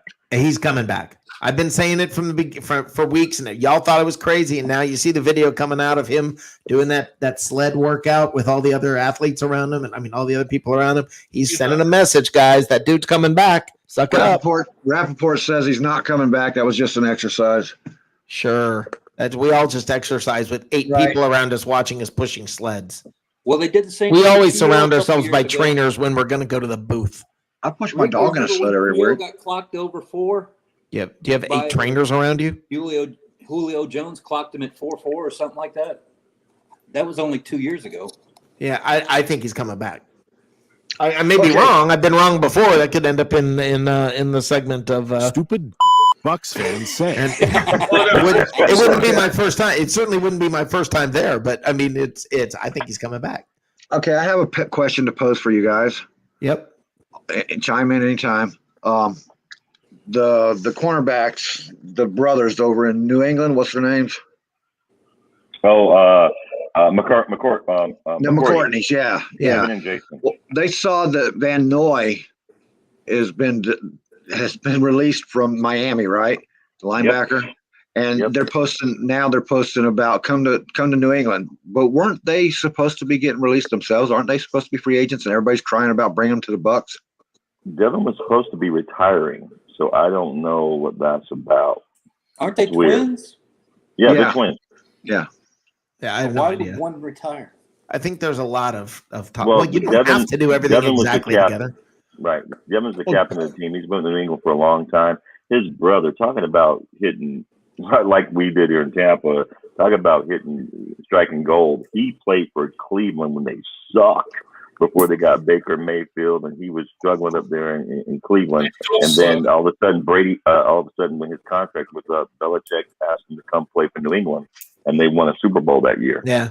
Well, I'm convinced the two luckiest people on the planet are AB, who, oh yeah, I mean, you're talking could be in jail, could be, I mean, has frozen his foot off, has done like 50, 60 things over the last couple of years, and he ends up somehow or other miraculously not in jail and on a Super Bowl winning team, living in a mansion with Tom Brady and Giselle coming around.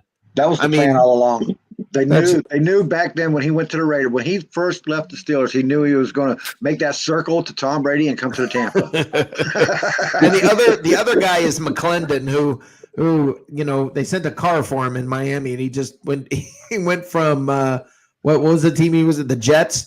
He hops in a car. The Buccaneers send a car, literally send a car to Miami. He gets in a car, arrives up, and the next week he's playing for the Bucs. Yeah, yeah, that's freaking amazing. Yeah, that's just freaking amazing. What a break. Okay, I want to talk about saying people like Russell Wilson or Deshaun Watson being greedy, and they signed the contract. They should be living up to their contract, blah, blah, blah. Do you guys realize that at any moment, despite the fact that they signed the contract, the team can trade them or cut them? Well, that's the way it works. Yeah. That's exactly I what happened with understand. So they have to use whatever leverage they've got. Yeah. Well, I don't fault the guy for wanting to go on to a better team if he's going there. But if you're going to sign a team for 4 years or 5 years for $1 bazillion and then complain in 3 years, I don't have anybody around me, look at your damn self. That's a Michael Jackson thing, the man in the mirror. That's all that is. Well, but the man in the mirror, Deshaun Watson is not the reason they don't have people around him. It's not because of him. Not even close. So that's just not true.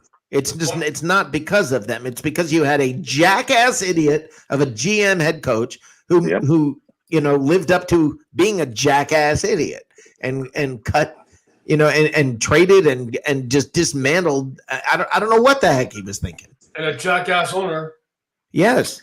Well, no, you know what? And I'm going to defend the owner for a second, because the owner up until one particular offseason, the owner was not looked at as a bad owner.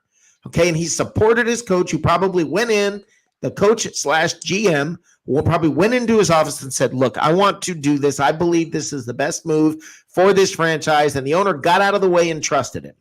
So I don't blame the owner. Okay. I blame all of this on Bill O'Brien. Well, that's true. You got a valid point. Bill O'Brien and actually, sadly, Belichick are great examples of why coaches should not be GMs. Correct. Well, that's why owners should have vice presidents or somebody running football operations, so that there's some overwatch there. Yeah. Well, the problem is that the coaches still have a lot of power. In New England, Bill, there was a vice president of operations, Casario, who's down in Houston now. But the stories are Bill barely listened to him. Yeah, everything went through Bill. Yeah, in New England. Well, see, that's what the president of operations is supposed to have the owner's ear. If the owner don't listen to him, then you don't even need the guy. You might as well get rid of him. Right.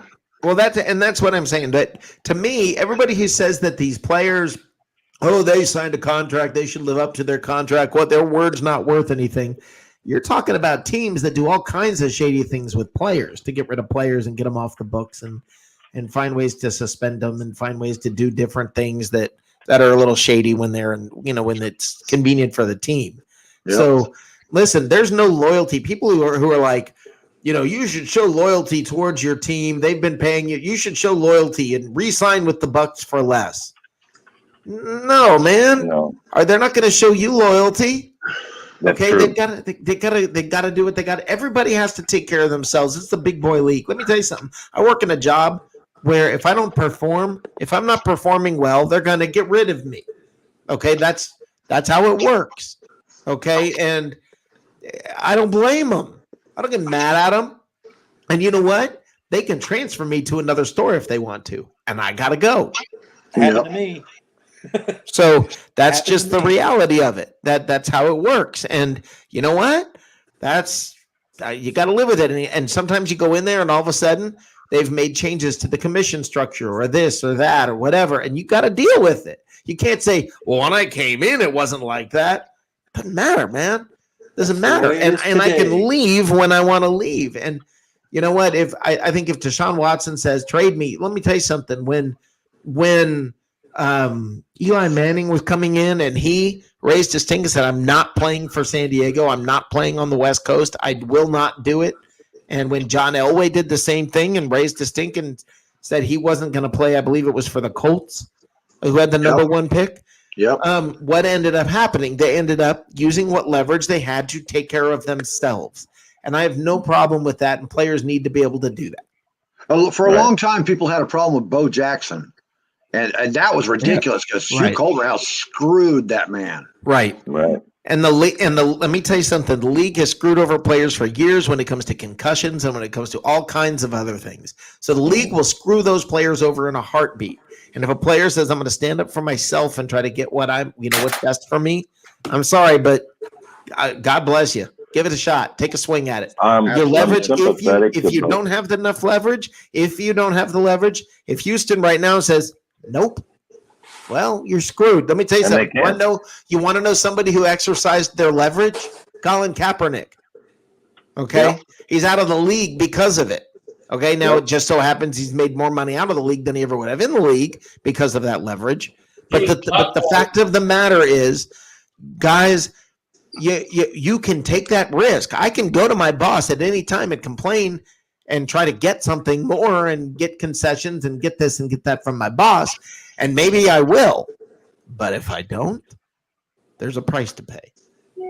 Yeah, I'm sympathetic to both Watson and Russell. I'm a little more sympathetic to Russell simply because he is the team. I mean, I'm not a Seattle fan, but I've watched games repeatedly with him, and that man is always running for his life. You don't think Watson is the team in Houston? Yeah, he is. But that didn't start that way. They had a solid defense in Houston before Watson ever showed up. Well, it didn't start that way in Seattle. I mean, they had receivers and they had beast mode and they had. Bill O'Brien picked that defense apart, man. Got rid of everybody but JJ. JJ standing there for the last 3 years with nobody to help him out. And like with Shaq Barrett, everybody talks about with Vita Vea went out, Shaq Barrett's numbers came down. Of course. Now you take away the defensive tackle and the other end, and that's what JJ Watt was working with. Right. No, I think Houston should trade. It would be smart. It's exactly what you're saying. If he's not happy there and he's willing to sit out for the year, he's the most valuable right now. A year from now, having set out, nobody knows what he's going to be like after a year. You don't just stay in football shape after missing an entire year. So he is most valuable. They can get all kinds of picks and trades if they'll just get rid of him now. And I will say this. Everybody's saying it's going to take at least 3 number ones and this and that. Again, I'm going to go out here on a limb. I don't think it's true. They've already been offered 3 ones. Or so the rumors say. So the rumors say. I don't think it'll take 3 ones if they get a good trade. As far as let's say Dak gets traded, or that could happen. Dak could get traded for him, or Tua could get traded from Miami. And it'll be Tua and 2 ones or something like that. It's going to cost a lot because Houston. I think a lot of it's just ego. They are refusing to deal. Oh, this is great. Mike DeRoche just sent me something, and I think this is hilarious. Thank you, Mike. Guys, how old is Tom Brady? Who was he drafted by in baseball? Patriots. Oh, in baseball, who was it? The Mariners? The Mariners, right. The Mariners. No, a team that doesn't even exist anymore, the Montreal Expos. Really? Holy smokes. Team in Canada. Who's that? Yeah. The Expos? The country of North Dublin. Yeah, he was drafted by the Montreal Expos in 1995. You guys are talking about boring ball. I could care less. No, I just think it's hilarious that's how old he is. He was drafted by the Expos in 1995. The team doesn't even exist anymore. That's crazy. His career has outlived the team that he got drafted by. By the way, this is what's really funny because football careers are so short. His football career outlasted the existence of the baseball organization. That's just nuts. And there are a lot of kids today that don't even know who the Expos were. They've been gone so long. Yeah. What is that? Oh, that stat I'm remembering. He has more Super Bowl rings than 18 other NFL teams combined. Right. Yeah. Combined. Did you hear, Steven, what Rick was talking about the other night? The deal about how many rings you're going to win or something like that? And Brady said 11. What? Yeah, he's got to have that other one. Where is he putting that 11th ring? And one for his stuff. That's what he said. He said that's been the plan. Walk off with one of those. You don't have that. You don't have that up. You don't have that easy to hand, do you? One with one for Giselle to play with. There you go. There you go. Yeah, that's a 10 for him and 1 for Giselle. Let me see if I can find that thing. I'll see if I can find that. I don't know that I have it anymore. But that was the best one so far ever, man. Yeah, that one was tops funny. way up there.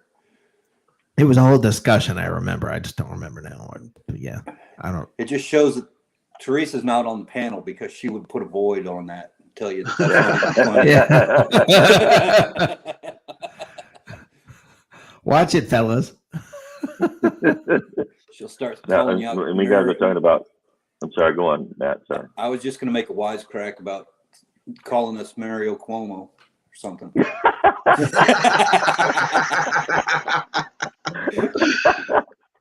Okay, hold on. I think I found it. Hold on. I'm not sure if I have it or not. We're gonna see. This could be a disaster. I don't know what I'm about to pull up. What are you pulling out? Yeah. What? You never know. Get nervous. Get nervous. No, let's see here. Where is it? Where is it? Where is it? I think it's in here. I gotta find now where the thing went. I just I dug it out of my shoot. Nope. I just undeleted it and I restored it and I don't know where it went. So Mike. Be careful, Rick. Don't be like that CNN lawyer who got. Yeah, that's what I'm worried about. You never know. You never know what I'm about to pull up here. Okay, here we go. I don't know what I'm about to pull up, but hopefully it's nothing embarrassing to me. But you never know. Ray Kennedy comes on the show one time and Rick starts floating out there. Aaron Rodgers could have won the Super Bowl. No. Yeah, there you go. Aaron Rodgers could have won the Super Bowl with this team. Brady's best contribution was finding the right stack team. Shannon Sharp says 7 rings max. Brady running out of fingers, man. He's going to have to start sporting a Super Bowl cock ring before you admit he's the GOAT. And look at Brady's response. 11th championship cock ring, then walk off into the sunset. That's always been the plan. Max Kellerman is just shut up, Max. I mean, come on. What is Max's thing, man? I don't get him at all, dude. I think it's just eyeballs. That's all. Is he trying to be the skinny Madden? It's just trying to come up with eyeballs. And I hope. And by the way, when I was giving Joshua a hard time, but Joshua is the youngest guy on the panel, and you notice how all the guys he's talking about being top 10 quarterbacks of all time are all playing now. Except Brett Favre. That's right. He was talking about Brett Favre. I kind of feel like Brett Favre is playing now. I know. Well, that still feels recent to me. Yeah. It's a recency bias thing. That's exactly what I said, Steven. It's exactly what I said. It's recency bias, and it's not. Yeah, it really is, because I mean, it's in the video game era. You think the more athletic a quarterback is, he's a great quarterback, and that's not necessarily true. That wasn't the grade that we used to have back in the day. I mean, with Staubach and Bradshaw and exactly, Fouts, they got back there and took the hits. Remember, it was the thing they could stand up tall and you could beat the hell out of them. You could beat the hell out of them back then. Yes, Staubach and Bradshaw were. We got amazing. Frank Tarkenton running all over Minnesota. Good Lord, that guy ran. Not only that, they had great backstories, man. And Jim Kelly was just a monster back there. He was. Yeah, he was. And Bernie Kosar was a phenomenal quarterback that because they didn't win Super Bowls, nobody gives the guy credit. But that guy was freaking amazing. You put him on another team, holy crap. Yeah. Yeah, Howard Cosell used to talk about Bernie Kosar like he walked on water. Every time Yeah. they came on Monday Night Football, it Yeah. just gushed over him. Well, he was an Yeah. amazing quarterback that played for just a horrible team. That whole team was stacked. Ernest Biner was a great running back, but he's only known for 2 fumbles now. Right, Well, right. They were kind of important. Yeah, they were. But They were kind of important. The All right, arrogance- guys. We're gonna wrap this thing up for the night. So, all right. Did y'all have fun tonight? Had a great Yeah. time. All right, It's good. Steven? Good stuff. I still think J.J. Watt's a sellout, though, but I had a great time. Oh no, okay, hold on. We don't have to go. What do you mean? You don't give me this whole, I got to get out of Houston, and the whole attitude he puts out to the public is, I want to get on a winning team. And so everybody think, oh, maybe he'll come to the Bucks. Maybe he'll go to, Buffalo. Maybe he'll go to back home and go to Green Bay because he wants to compete for a championship. And he's like, oh, I went to Arizona because of Kyler Murray. Shut up. You went to Arizona. You got 31 million reasons. Exactly. Shut up. Exactly. But let me tell you something. This is what I told Matt earlier. You balance things out. I think you don't look at it and say, I'm going to go where, I think at some point in your career, you look at it and you go, all right, look, they're throwing a lot of money at me and they're good. You never know. I'm going to go there. I think that's what I'm going to say this. He's I'm got going to say this, $100 million. Steven. Already got $100 million. Now he's got $131 million, okay? And he gets to play in Arizona, which is a great city. And, he's going to probably be healthy because of the weather. That's going to at least help. And there's going to, it's, you look at the guy and you go, yeah, right. So maybe you didn't just go to a winning team for dirt cheap. Okay. But good for you. Can I say this? You guys are just looking at the superficial stuff on the surface, but there's also a good reason he went there. Chandler Jones on the other side of him is a really good reason to go there.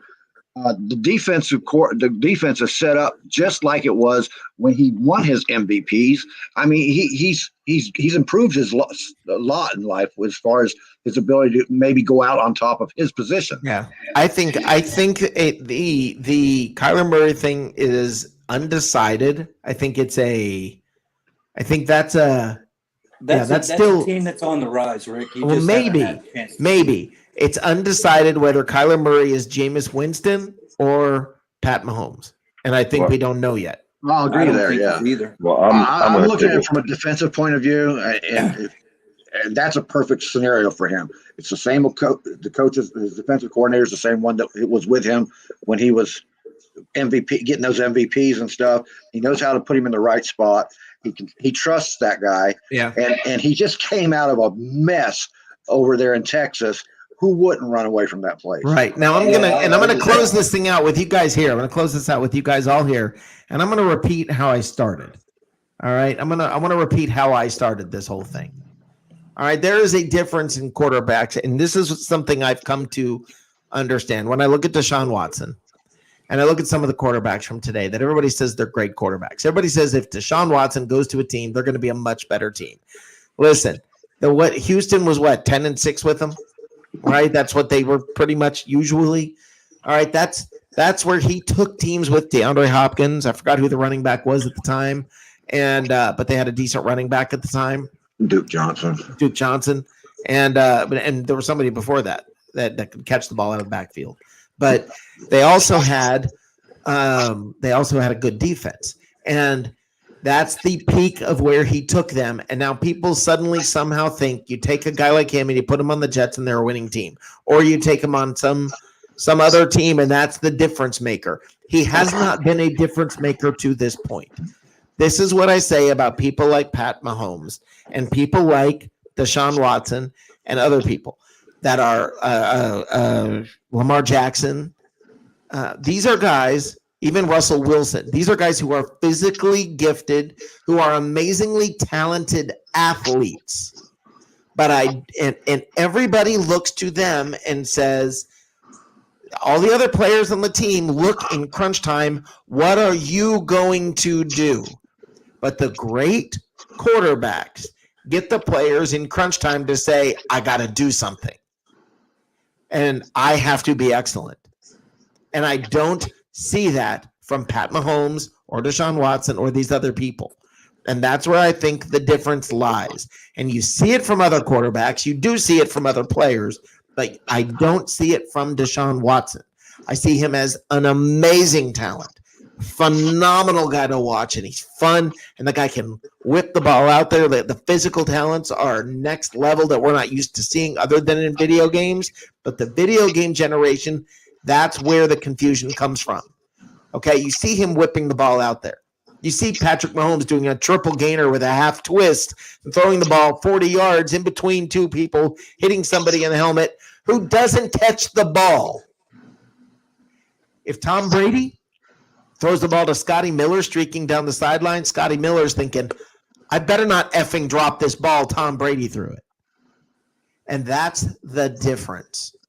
And that's why I don't buy into the hype that people like Deshaun Watson are all that. I want to see him raise the level of the people around him first. Anybody got anything you want to add before we shut this thing down? Deshaun Watson is what you're going to see from – this is the future, dude. It started with who was it? RG3. That was the first Michael Vick. scrambling Is quarterback. it the future or is it now? Is it right Michael now? Vick. It is the future and now because it's the future because there's still a few of those guys left around that play the game with their head, okay, and count on their teammates to make plays. Right, but if you see one guy come out of college, it's going to take one guy out of college without the physical gifts who raises the level of the people around him and they win a Super Bowl, and everybody's going to want to copy that. And all the physical quarterbacks, all of that, you're going to start to see go away again because we'll go back. You're going to have to find a GM that looks at that guy and says, okay, we can pass by the physical attributes first, but you're not seeing that anymore. I don't think you'll see Tom Brady's, but I think you'll see Aaron Rodgers types who have some physical abilities. But let's look at it, man. Everybody talks about Mahomes like he's one of the greatest quarterbacks of all times. And I got to say, BS, man. Yep. BS. You know who the greatest quarterbacks of all time are? They are Tom Brady. They are Peyton Manning.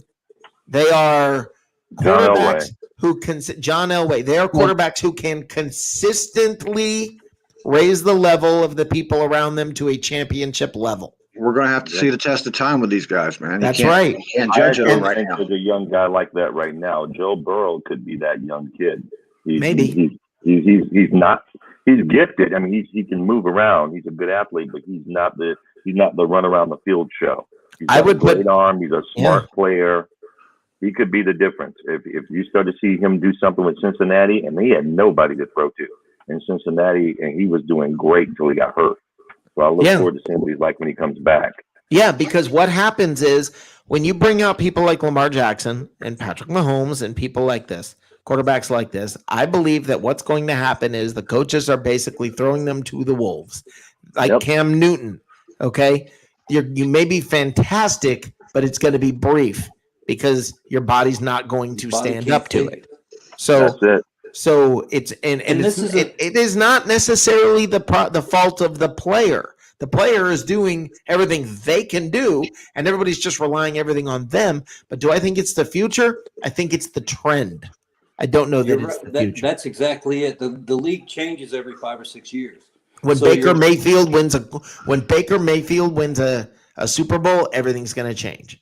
You want to see where you want to lay your money on that at is go out there and find out who is actually out there working out on their playbook and stuff with the team right now, like Brady does, and then you might have a little insight into who might be doing that. Agreed. Well, but I'm just saying, wait and see what happens and who wins in the long run. And when you have players like, listen, I think, and now I'm going to go ahead and open this can of worms. It's the right time for me to do this because I'm about to get off the air. Chicken. Okay. Yes, chicken. Yes, you're correct. You're 100% correct. I am chicken. Okay. I believe that black quarterbacks are not given a chance to maximize what they can do because I believe right now, in general, they're looked at as purely athletes, and that there are probably many black quarterbacks that could play, that could be pocket passers, but those guys never get a chance. Okay. And I think it would be interesting to see what happens when you stop just drafting the latest, greatest, quickest, fastest athlete with an arm who can do cartwheels and mid cartwheel, throw a 40-yard, pass. I want to see quarterbacks. You look at people like Baker Mayfield. Okay. You look at somebody like him, and you watch the guys that are given the opportunity. They're going to have longer careers. They're going to be able to develop. They're not going to get killed. The reason I say Joe Burrow, it's not going to happen, is Cincinnati. I worked for the organization. The organization is a joke. I've been inside the building. I've been in that organization. I've worked for them. It's different. It's a joke. I have no faith in them to win. I don't think it's going to happen with him there. But I think Cleveland could pull it out if the organization changes. I think that there are going to be quarterbacks who come around that are, look, I would not be shocked if, what's his name in LA? I just lost his name. No. Stafford. Yeah, Stafford. You could see Stafford winning a Super Bowl out there. I could see people like that pulling it off. And that's why I say hold off on the athletic quarterback and thinking that's the answer, because a couple of these get hurt. A couple of these guys get hurt, and in the meantime, a Bradford or whatever is having a good season, and it's all going to go back. So it's the trend. I agree with you, Johnny. It is the trend. I don't know that it's the future. Wait a minute. Colleges are the to your ones that are point. grooming these people. To your point, Rick. To your point, there was a quarterback come out of Navy the same year as Lamar Jackson was drafted. Okay, he was a great pocket passer, but he ran a 4.2. Okay. Yeah.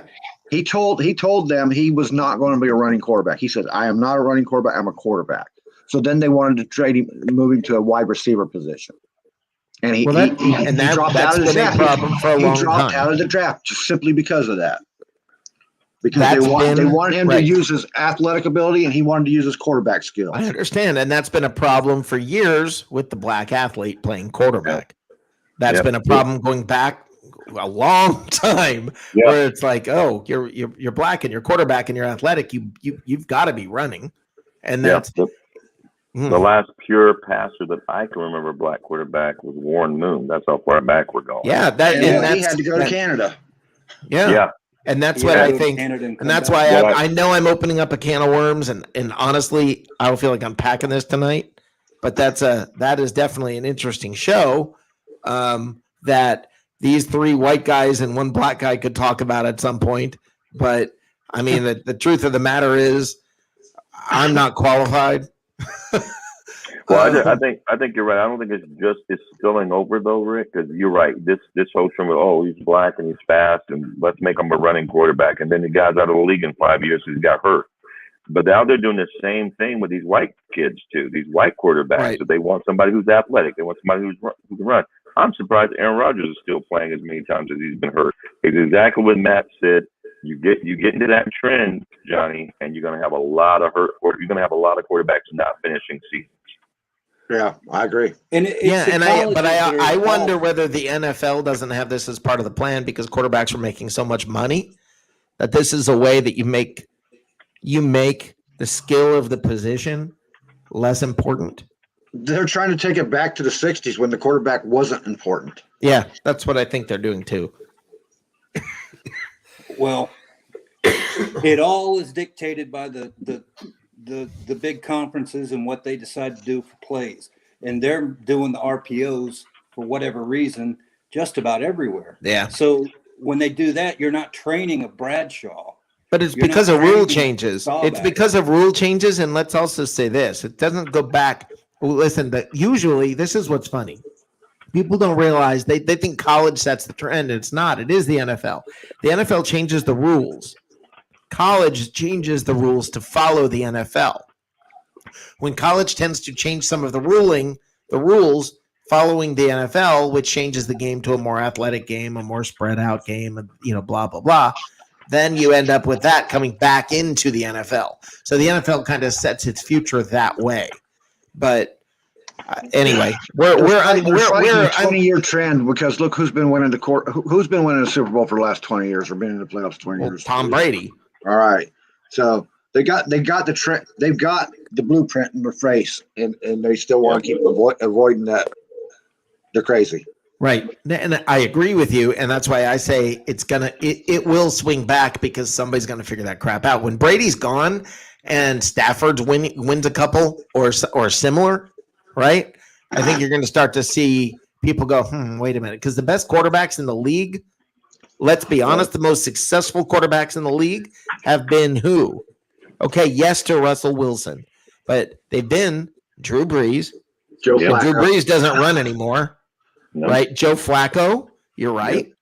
Tom Brady, these are all guys. Peyton Manning. Yeah, Peyton Manning. These are all guys other than Russell Wilson that are not physical quarterbacks, and that's why I say at some point coaches are going to start to go. I'm going to go this route, and I'm going to start winning on defense. I'm telling you, defensive football is coming back. Watch. It needs to.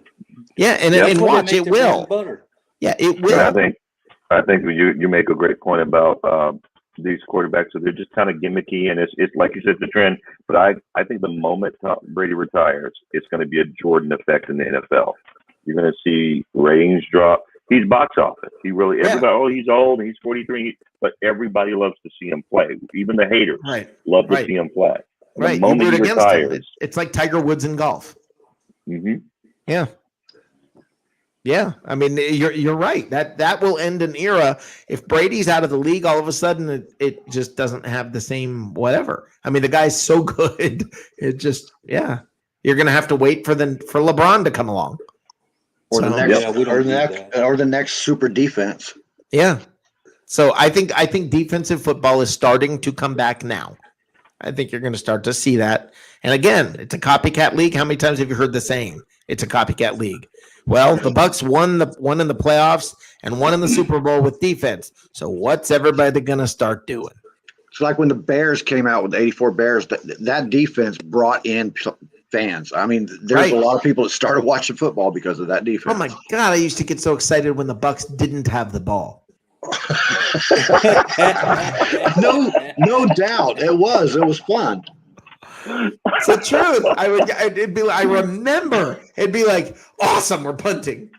You know, I mean, it was like, look at that hit. Now we've got a chance to score. You know, now we've got a chance to score because our offense is off the field, and that's, I mean, yeah. Well, I don't know. Better than going to a game and paying your $8 to sit up in the nosebleed section, and you hear John Lynch smack the hell out of a quarterback, and you hear the daggone plastic clack all the way up. Oh yeah. The crowd goes. Yeah. Y'all can bet Israel has been hating me today. He's like, you hating, bro? And then he says, then he's on my case about that's the name of the game, getting hit. Stafford? Yes, Stafford. Stafford's a great quarterback. If you don't understand how good Matt Stafford is, you're watch tape from you're missing out because his rookie year on through, dude. Go. Oh my God, Chris Williams, thank you. How did I not mention again? Another one, Joe Montana. Yep, not physical. Okay, not. I mean, the best quarterbacks. This is what's so funny is when Joshua comes on and he's like, man, the best quarterbacks of all time, and he starts naming them, and they're all in the last like 15 years. No, man. You don't understand. Saw Dan Fouts. He never saw Manning. Right. Oh wow, yeah. Right. He never saw the purple people eaters. He right. didn't get to see all that stuff that built the league. Right. And he goes, well, and when he says I went back and saw tape, that's not the same thing. Because you don't know. If you go back and watch tape of Tom Brady, think about this. This is what's funny. Flash forward 20 years. Okay? Somebody goes back and starts watching tape of Tom Brady. Well, that guy's a pretty average quarterback. Yeah. Yeah, he doesn't do much. He just kind of sits back there. You're not going to understand. He fell to the 6th round for a reason, okay? Right, they looked at his body type. They saw how he played, and they said, no, this is not the right person for this league. And then he got in the 6th round, and he says, guess what? I got a brain. Yeah. Yeah. But what's going to happen in 20 years, mark my words, recency biased at the time, whoever the quarterbacks are at the time, somebody's going to think that they're the best quarterbacks ever, right? And they're going to go back and look at Tom Brady, and they're going to be like, I went back, man. I've watched the tape, and that guy was nothing spectacular. Right. And you know, it's wasn't. crazy. 20 years from now, kids will be looking at the way we talk about Tom Brady and his 7 rings, probably 8 or 9 or 10 by then. The way we look at people talking about Russell and his 11 championships. Right. Hey, I'm going to say something that you guys are going to laugh me off of here for, but I'm telling you, I watched the guy do it. There's one guy out there who always goes to the worst teams in the league. Okay. He always elevates them. He don't get Super Bowl rings and stuff, but he always elevates them, and he's a backup quarterback. Can you guess who I'm talking about? Oh, God. Vinny Testaverde. No. The guy's still playing. Everybody loves him. Everybody loves the guy. Fitzpatrick. Yep. Yeah, I agree with Oh, you. God. Wow. No, I agree with him. I agree with him 100%. I think I- that's a very underrated quarterback. I cannot stand Fitzpatrick. Fitzpatrick to me is just a slightly better Nick Foles. He's He good. elevates He doesn't every start. team he goes to. No, man. I agree that the fact that that's actually a great example of what I'm talking about a guy who has the ability to get other players to try to perform their best. That I'll give him. He That is definitely true. does when he's I'll on. give him that. Right, but he and doesn't- that's he doesn't what stay Mahomes consistent. does not seem to have. I've never heard a player on the Chiefs saying, I can't let Patrick down. You'll hear Isn't it some of that- about Isn't some of Fitzpatrick. that from the coaching, though? The coaches kind of dictate that to the team, that you What do you can mean? listen to Brady because he's got the collateral. No, they were ready. The No. moment he signed, that was done. Yeah. That was done. They were showing up at practices that the coaches weren't behind. Right. Yeah, and that's something they talked about even in interviews. Even the defense said when they saw how hard he worked, it made them want to work harder. Yeah.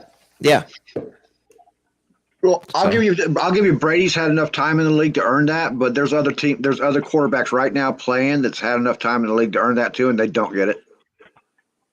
So, No, it's so that's absolutely the true. difference. Brady elevates them and makes them want that respect. Rodgers doesn't do that. Rodgers is out. Ben Roethlisberger, Aaron Rodgers, even Russell.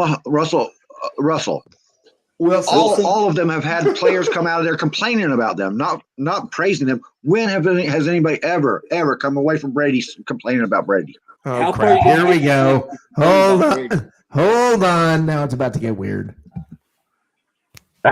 Oh, Jacob Charnell shows up. Good thing I didn't end the show like I said I was about to. I We've been figured. talking about you all night, Jacob. I figured now was a better time than ever. Later, better than ever, right, guys?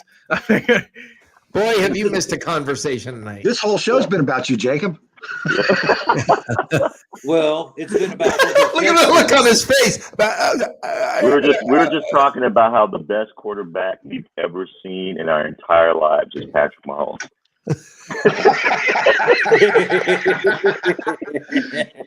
Steven's becoming one of us, man. That's just, you know what's funny, Steven, is that is what people are saying. The best I've seen in my entire life. Well, there's you're 21. Right. and they market the game to 21-year-olds. And I think that a lot of the quarterbacks, I was going to say this earlier, I think the advantage or the money that's generated from fantasy football leagues and DraftKings and that kind of stuff is so much that they're making the quarterbacks be that kind of player that's going to get 800 yards and 2 touchdowns and blah, blah, blah. Well, that's why people think that these quarterbacks like Lamar Jackson or like Patrick Mahomes or like Deshaun Watson are better than they actually are. Now, you ready, Jacob? Let me point this out. Let's watch Jacob spit out his water. Jacob, here's my point about Deshaun Watson, okay? My whole point about Deshaun Watson is simple. It's really when you say, okay, if he gets to the Jets, they're going to be a winning team or whatever. Here's the thing. He was in Houston with DeAndre Hopkins, with that great defense, with all those players, and they only went like 10-6. Okay. Now to think that he's somehow so magical and his talent is so good that he's going to raise the level of all the players, the play of all, but everybody all around him is going to change everything. It didn't happen already. Right. It's a great point, Jacob. If you think about it, look exactly what Rick just said. All the incredible weapons that Deshaun Watson had in Houston. Meanwhile, when Brady was in New England, he was throwing the guys that he met at Walmart, and he went 11-5. Mm-hmm. With no receivers, he went 11-5, and almost won won the first seed last year. With nobody to throw to, because it's about elevating the players. Are we comparing Deshaun Watson to Tom Brady, or are we like? No, we're saying you went off on the Jets are going to go 9-7 if they get Deshaun Watson. Yeah, that was you. You did that. Yes, I did. I still stand by. I will pick it on the kid. Wait a minute, I egged him into that, though. I will still stand by that. No, I honestly do believe that. I will stand by that. Well, what Rick is trying to say is what history do you have of Deshaun Watson that's going to make you think that he can come into a team and build it in the huddle like a Brady would? Mm-hmm. Okay, so number one, do you guys think that the Jets right now have more talent than the Texans did last year? Last year, yes. Yes. Okay. Previously, no. But do you think that Robert Saleh will be a better head coach in the NFL than Bill O'Brien was? Don't know. Yes. Don't know. In the air. Yeah, I will say this is strictly speculation. It's a guess. It's a guess to say yes. However, I don't believe that. I think when Deshaun Watson came in, Bill O'Brien was not his coach, was he? He was. Yes, he was. No, he was. Okay. He was. Okay, well, they were good the first couple of years under Bill O'Brien. So yes, you can't forget that. No, yes, So I think so. Also, this is strictly okay. So strictly on the defensive side of the ball first, because I want to. The talent that the Jets have is built much better for a 4-3 scheme than a 3-4 scheme. Much better, which is what Saleh's going to run with the Jets, right? Right. No, I understand, and that's a problem that the Bucs had previously, where they were running the wrong scheme. Yes, I agree. Right. So I think this Jets defense will be infinitely better than it was last year, and it'll be less aggressive and more smart. Right. I think you overstated. I think you made a good point, but then overstated when you said infinitely better. I think it will be infinitely better. I think you have guys. You have a lot of guys coming to their second year. We're going to get some free agents in there. We have CJ Mosley coming back. I think that Hold on. If you're giving up all that for Deshaun Watson, you're not going to have a lot of capital left to add to that team. Yeah, we will. No, we still have a ton of cap space, even if we get Deshaun Watson. No, he's saying draft capital. Yes, draft capital. Yeah, we still have a bunch of seconds and whatever, but realistically, we're not going to give up both the pick number 2 and the Seattle pick this year. That's not going to happen. It'll be the Jets first rounders for the next 3 years. So we're still going to have the Seattle first rounders for the next 2, and maybe in 3 years we won't have them. Why does everybody think Deshaun Watson is worth 3 first-round picks? It took a decade of first-round picks for the Bucs to get anywhere.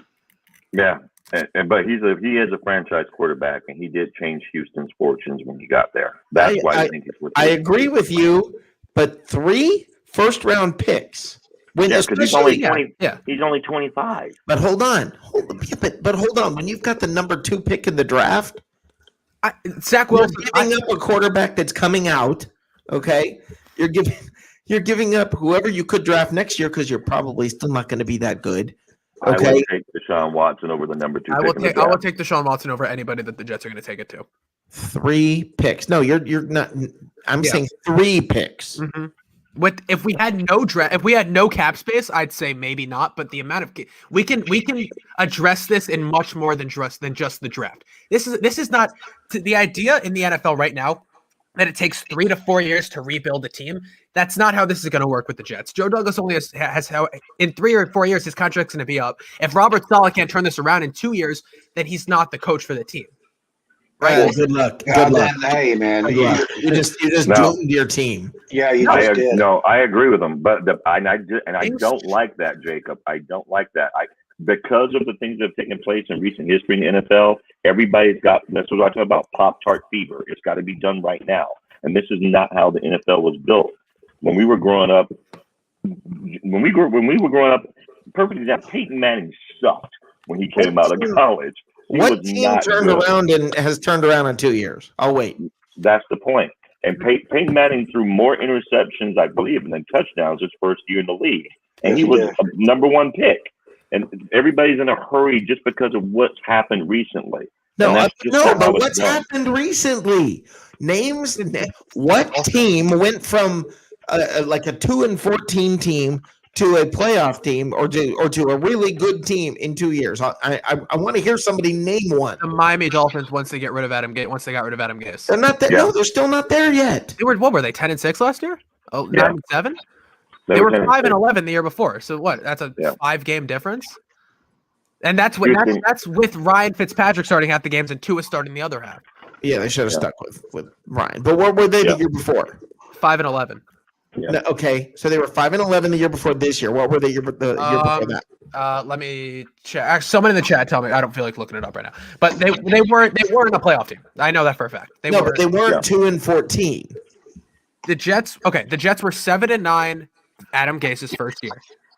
Then they went to 2-14 last year. And then this year, we don't know what's going to happen because we're going to see a whole different Jets team. If things go how Joe Douglas wants it to go and how Saleh thinks this is going to go and how Jets fans think this is going to go, which I guess is the most I understand that's kind of delusional and whatever, but how it should go and how I think it's going to go, we're going to see a completely different Jets core next year than we did this year, which is how it should be.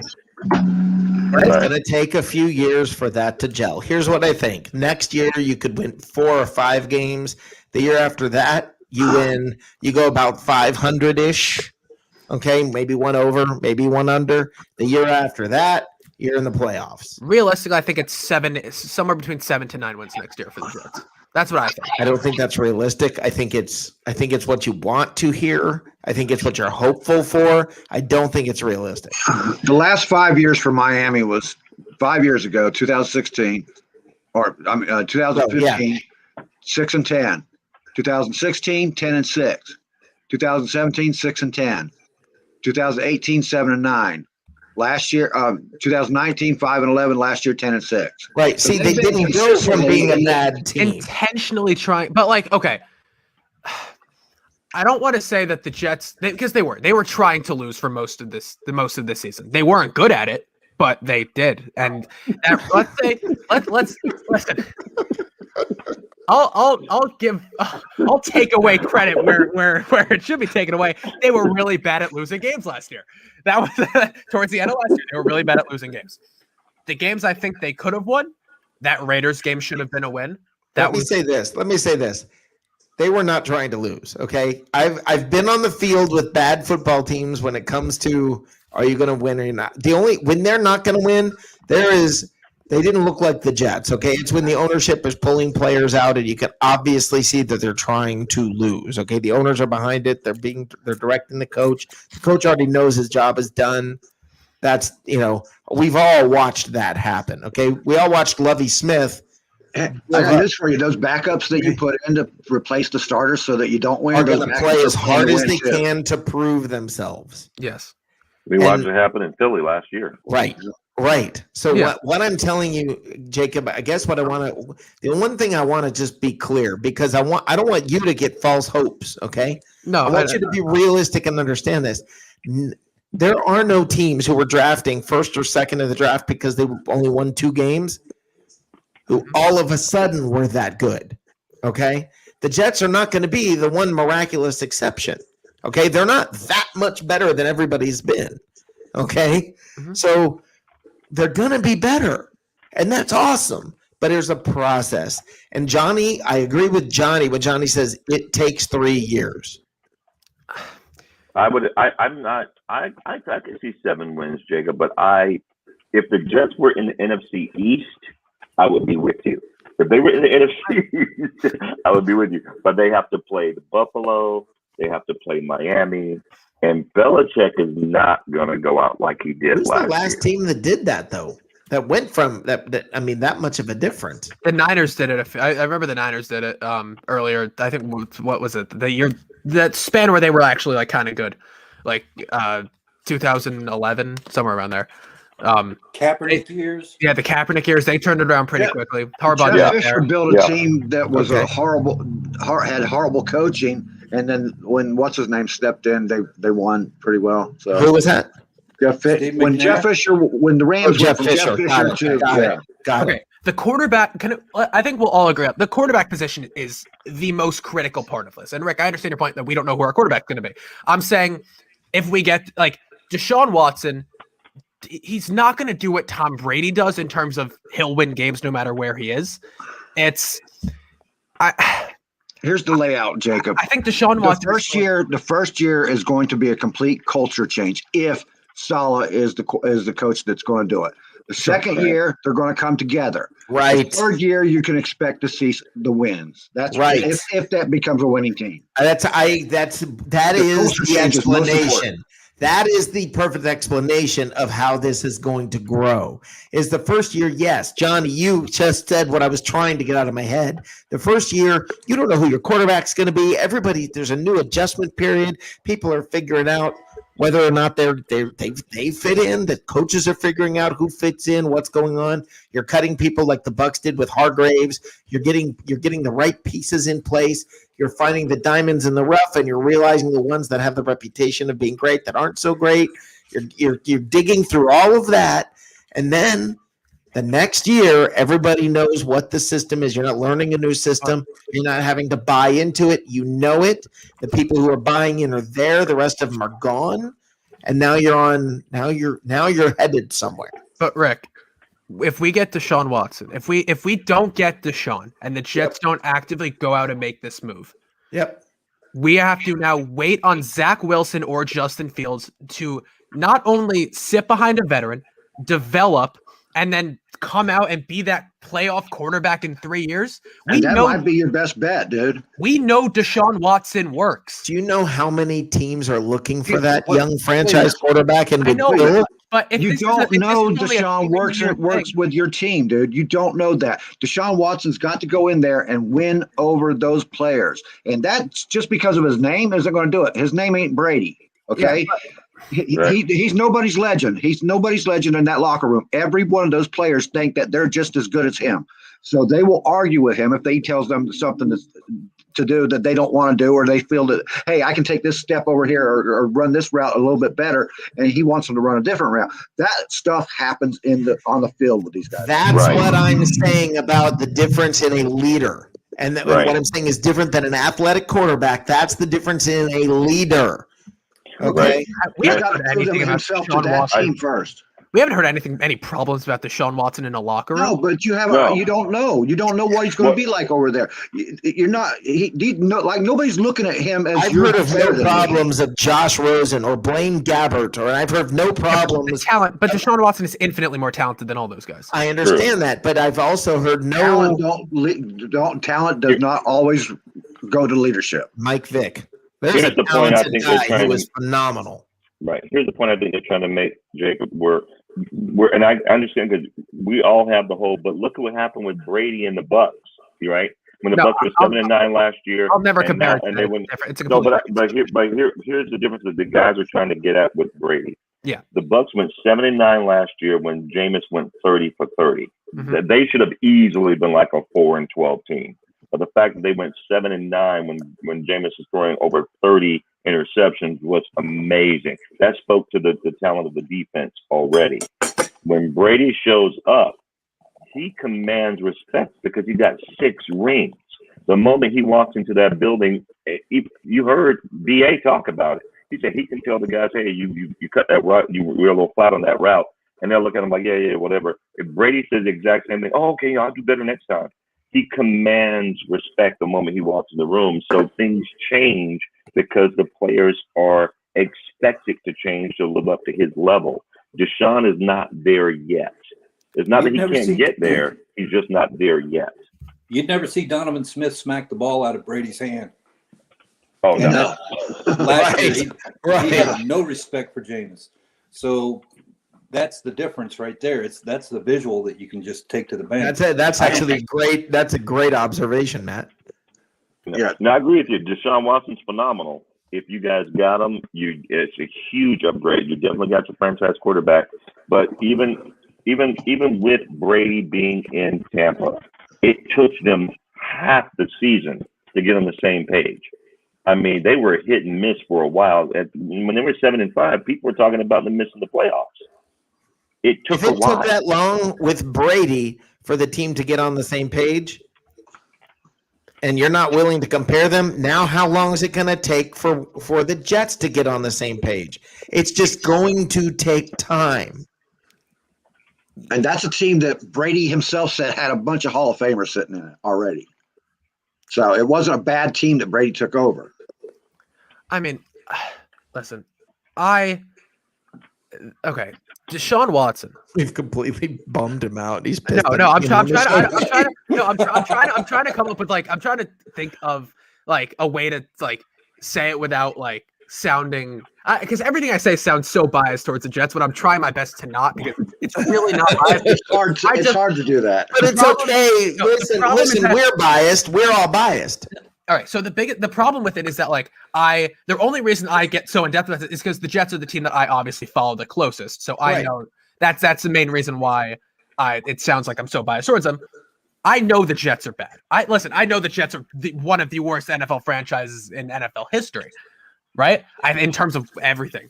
But I think that the same way, maybe not to the extreme, but I think the same way that Brady shifted the culture in Tampa this year. I'm not comparing the situations, but I'm saying the same way that Brady shifted the culture in Tampa this year is the same way that Joe Douglas and Robert Saleh will do it if they can bring in Deshaun Watson. And it makes players excited to play. Players did not want to play for Adam Gase. So what you were seeing last year was players who were already done. They knew they weren't making the playoffs. They knew they were bad. Come on, if you're playing under a coach that you're fired up with, you're playing a lot harder than you are against a coach who's sitting on the bench with a play sheet, and then Greg Williams, who is one of the hardest NFL coaches to play for as it is. You're asking for, but what you're asking for in a 2-year span has only ever been done one time, and that was the 77 to 79 Buccaneers. It's only been done in one time in football history, dude. You're asking way too much. The Niners did it from 2018 to 2019. Christopher Cole said it went 4-12 in 2018, 12-4 in 2019. I really think that this is that. I think there's. I think you're looking at it. I don't think they can do it in Jacksonville because I don't think Urban Meyer's the type of guy to go and change that culture like that. I just don't. Nick Saban wasn't successful at an NFL level. He was a great college coach. Urban Meyer, great college coach. Wait a minute. Urban Myers and Robert Saleh have exactly the same amount of experience as an NFL head coach. I know. But I think Robert Saleh was all right. I don't want to just copy. I'm going to say here, hold on. Chris, can I pull up this comment from Christopher Cole real quick? Yeah. Okay. So Saleh coached the Niners defense, and if it wasn't for play calling, if it wasn't for the offensive play calling in that Super Bowl, Casey wouldn't have a ring right now. I will agree with that. Robert Saleh has consistently shown, even if he's not, I'm more focusing offensively on Mike LaFleur than I am on than Saleh, because Saleh is going to be coaching more of the defense with Jeff Ulbrich. I just think that this defense. How many years had Saleh been there when they went to the Super Bowl with the Niners? Probably 2 or 3. I don't know, but my point being, it took a while. Success follows him everywhere. I mean, defense was great in Seattle, but it took a while. Success follows Urban Meyer everywhere. Okay, we don't know that in the NFL yet, though. What? We don't know if he's going to be be successful in the NFL. You don't know if Saleh is going to be a successful head coach. The whole thing all depends on the culture change, dude. And you don't have a fast track to a culture change there. You don't have a Brady. You could get Joe Montana out of retirement. Somebody that these other guys look up to as a legend or as inspirational. Then yeah. But there's no Ray Lewis's on your quarterback. You don't have a Ray Lewis on your defense, and you don't have That's an interesting question.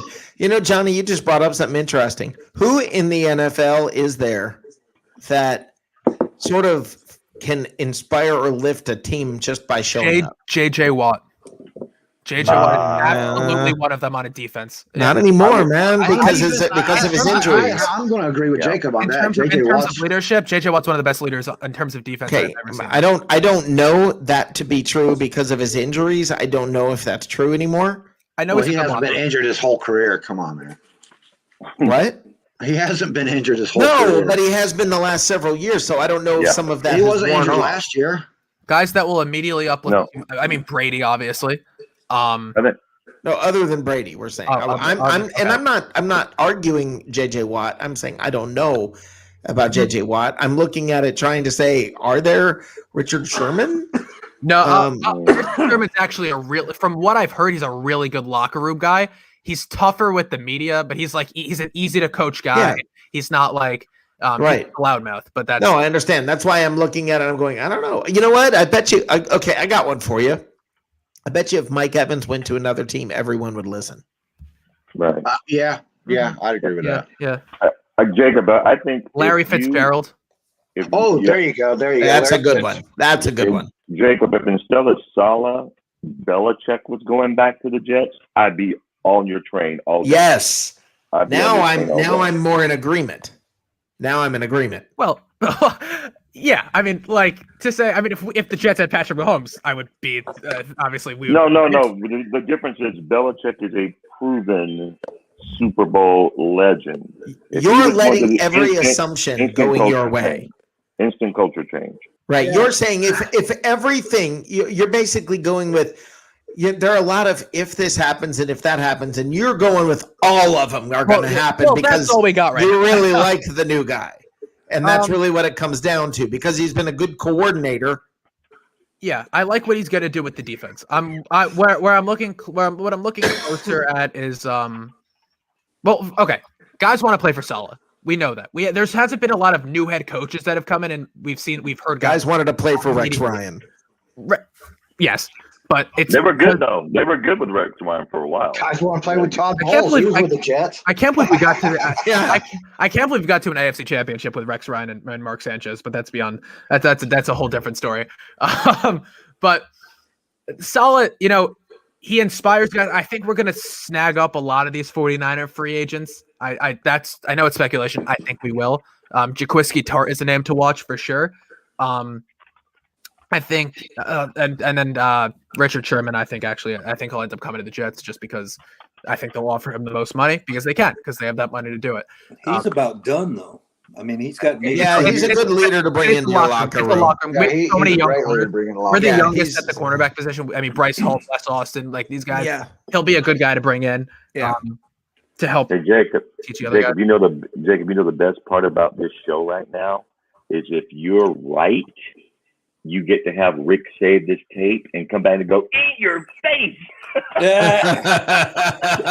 One of us will come back. One of us will be right. That's the best part of it. No, I think it would just come to Jacob and be like, I think for us, we would just look at Jacob and go, okay, man, you get it? It takes a little while. You get it? I think, and that's probably what I expect is, they're better, man. You got a lot of reason to be hopeful. It's going to take a little bit. Somehow go 9-7 next year. I get to come back and just This is the whole reason when you came on, I said this show's been about you is because this whole show has been about the youth movement. And what was it you said, Rick? I'm not sure what you're talking about. Your psychological crap, man. What was it? Recency bias. Recency bias. Yes, recency bias. There's a reason why why all these kids are walking around in Lamar Jackson jerseys. It's because he rushed and he was the MVP. How many rings does he have? No, I'm saying he was the MVP 2 seasons ago. That's why. And that's why last season you saw so many of them. This year, I promise you're going to see more Buccaneer jerseys. 110%. You're going to see Brady Buccaneer jerseys. You'll see.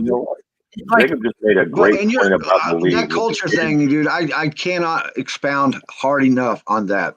No, culture is the biggest. The Bucks took 2 pieces for the Bucks. It took Arians coming in, who was well loved and well respected, and then it took him getting Brady in here.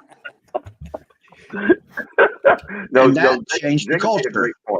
Jacob made a great point because remember we talked about why is the NFL doing this earlier, and Jacob just answered that question.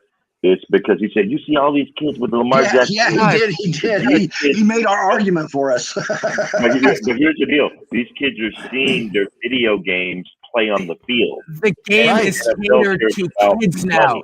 The game is catered to kids now. It's the biggest market. The biggest market. There's a reason they doesn't matter on Nickelodeon. Like, it honestly doesn't matter. Hold on. Who's won the most championships in the last 20 years? Okay, hold on. Jacob, they're not the biggest market. Hold on, everybody. Yeah, you saw the producer. It's not catering to kids because they're the biggest market. It's catering to kids because they're the future market. Okay, right now, the market is the people who are spending money, the advertising dollars, the people that sponsors and advertisers want to reach. Now, is that kids? It's kids' parents. Okay. And yes, it's kids as well, but the future is the beer buyers in the future. That's who it is. So when they go to Nickelodeon, it's because they want it. They probably see that in 10 years right now, this market, the NFL is going to start, it's going to have greater competition with some other things. So they're going to need to start to get the kids and win them over now because they want them in the future. Yeah. And that's what's the money happening. bracket is always 20 to 35. Exactly. That's always where they shoot for. That's right. why us old people, we get outnumbered because we watch the game, but we're over 35 and they don't give a shit about me. Yes. They just think that's just because you're in Oklahoma. No, it's $135 for the Sunday ticket. I don't think Jacob's going to make that not Jacob, but a kid your age. Working at DirecTV loses that. Hey, DirecTV loses that Sunday ticket lock-in now. You know that, right? Yeah, that's gonna change a lot when it comes to the salary cap. We still don't know what's about to happen. Yep. Yeah. So can I throw something out there quickly? This is super random, but it's I wanted to bring it up on here. One of the main reasons I came out here because I wanted to ask you guys a question about some free agency real quick. Yeah. So how much realistically, if you guys were to re-sign Levante David, would you be paying him? 16 million. About 12. Okay. About 13 actually, I think. However realistic it is, there is a younger option on the market that will cost less, and that is Kyle Van Noy. And I think that God, we got to get him. They just cut him. I think that Van Noy's going to the Patriots. We gotta get that guy. Didn't you hear me earlier? I really think that Kyle Van Noy is a better option for you guys than Levante David is right now. It makes your linebacker. Good God, we're going to draft your line. I know. It's hard because Levante David's been a great buck for so long, but he hasn't lost a step. You have to get younger at the position.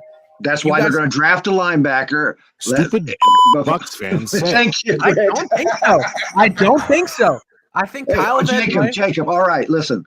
Van Noy's going to the Patriots. Speaking of recency bias, come there. All right. And Levante David hasn't lost a step. Devin White done said that's our general. That's the speaking of recency bias, right? Listen, that's not recency bias. I'm a huge fan. I've been a huge fan of Kyle Van Noy for a while. No, I'm saying recency bias as in the younger guy. Oh well, no, he just became available. That's the only reason to bring it up. I understand. But a better version. No, he's not better at this point. He's then for the Bucks. He's a younger. And that's what I mean by recency bias. Yeah. Well, it's depth. It's you're trying to be better for longer. I think that Van Noy is a good option. That's how you build depth. Here's the thing: when you get Van Noy,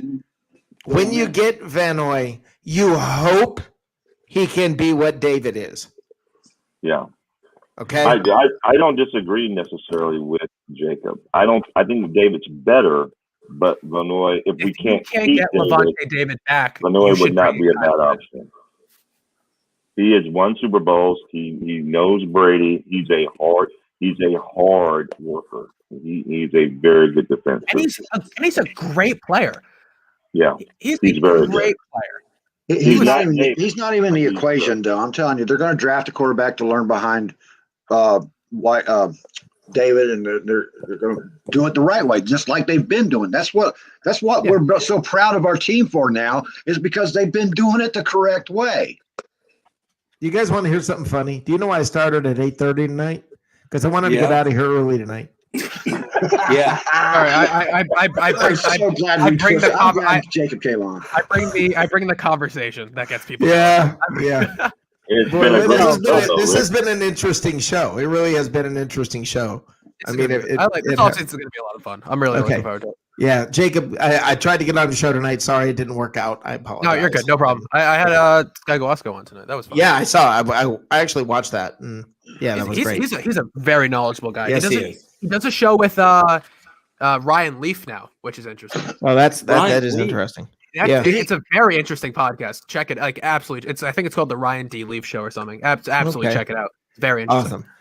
All right, guys. Well, let's call it a night. Jacob, tell them where to find you. For sure, yeah. Check out the Hard Count Football Podcast, YouTube and SoundCloud, and then the Hard Count Football Podcast live Tuesday nights, 7 p.m. Eastern on the Hard Count Football YouTube channel and right here on Bucks Report. Follow me on Twitter at Jacob Charno, Instagram at Hard Count Football. Guys, a lot of fun off season. I'm ready for it. Free agency, draft. There's going to be a lot more arguments like this one. And Rick, guys, eventually we'll all agree on something. Yeah. Crank, yeah. That would be no crank fun. up. We need That would be a boring show. That would be a very boring show. I agree. And I want to tell you to see if you can be available, Jacob. Please try to be. I think it's 2 Tuesdays from tonight. We are going to have a New Year party, a new season party, NFL new season party, where we're going to bring in the new year, the NFL New Year. You know what we should do? You know what we should do, Rick? I'll give you a text about it. But let's do a 4-hour crazy show. We'll go from my show right into your show, and we'll see. What we can do. I think I might be okay with that. That would actually be pretty cool. That would be kind of interesting. Yeah, we'll talk about it, and I'm going to be debuting a new opener and all kinds of things for the show. So we're it's try stuff out for sure. Welcome to the it's time to refresh. It's the new year, and it's time to to keep it all fresh, and it's a brand new season. Is that correct, Mr. Producer? What'd you say? What'd you say, Johnny? Johnny said something. Oh, I was wondering who else talked. I said, no, you said something. I said we're all getting fired. Yeah, we are all getting fired. That's what I'm thinking. Yeah. Try something new tonight and don't suck.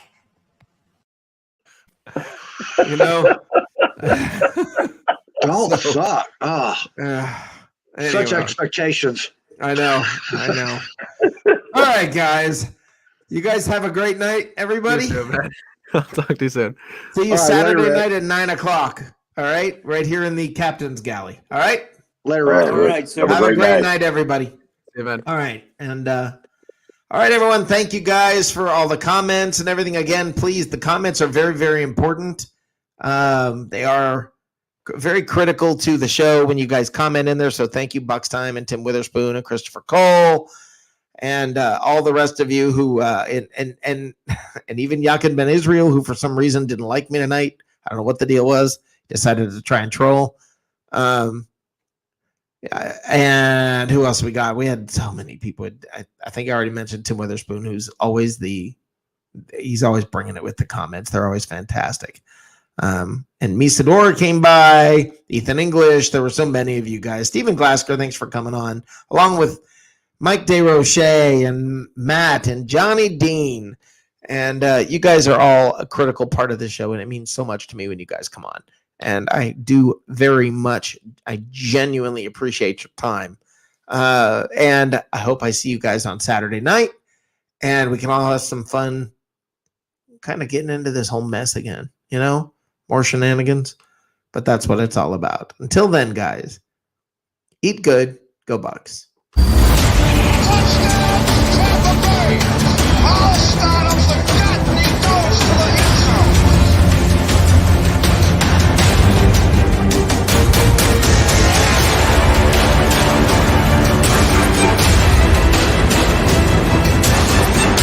First of all, I think Jason Licht's a bad general manager. You're a fool. He put together a Super Bowl quality roster.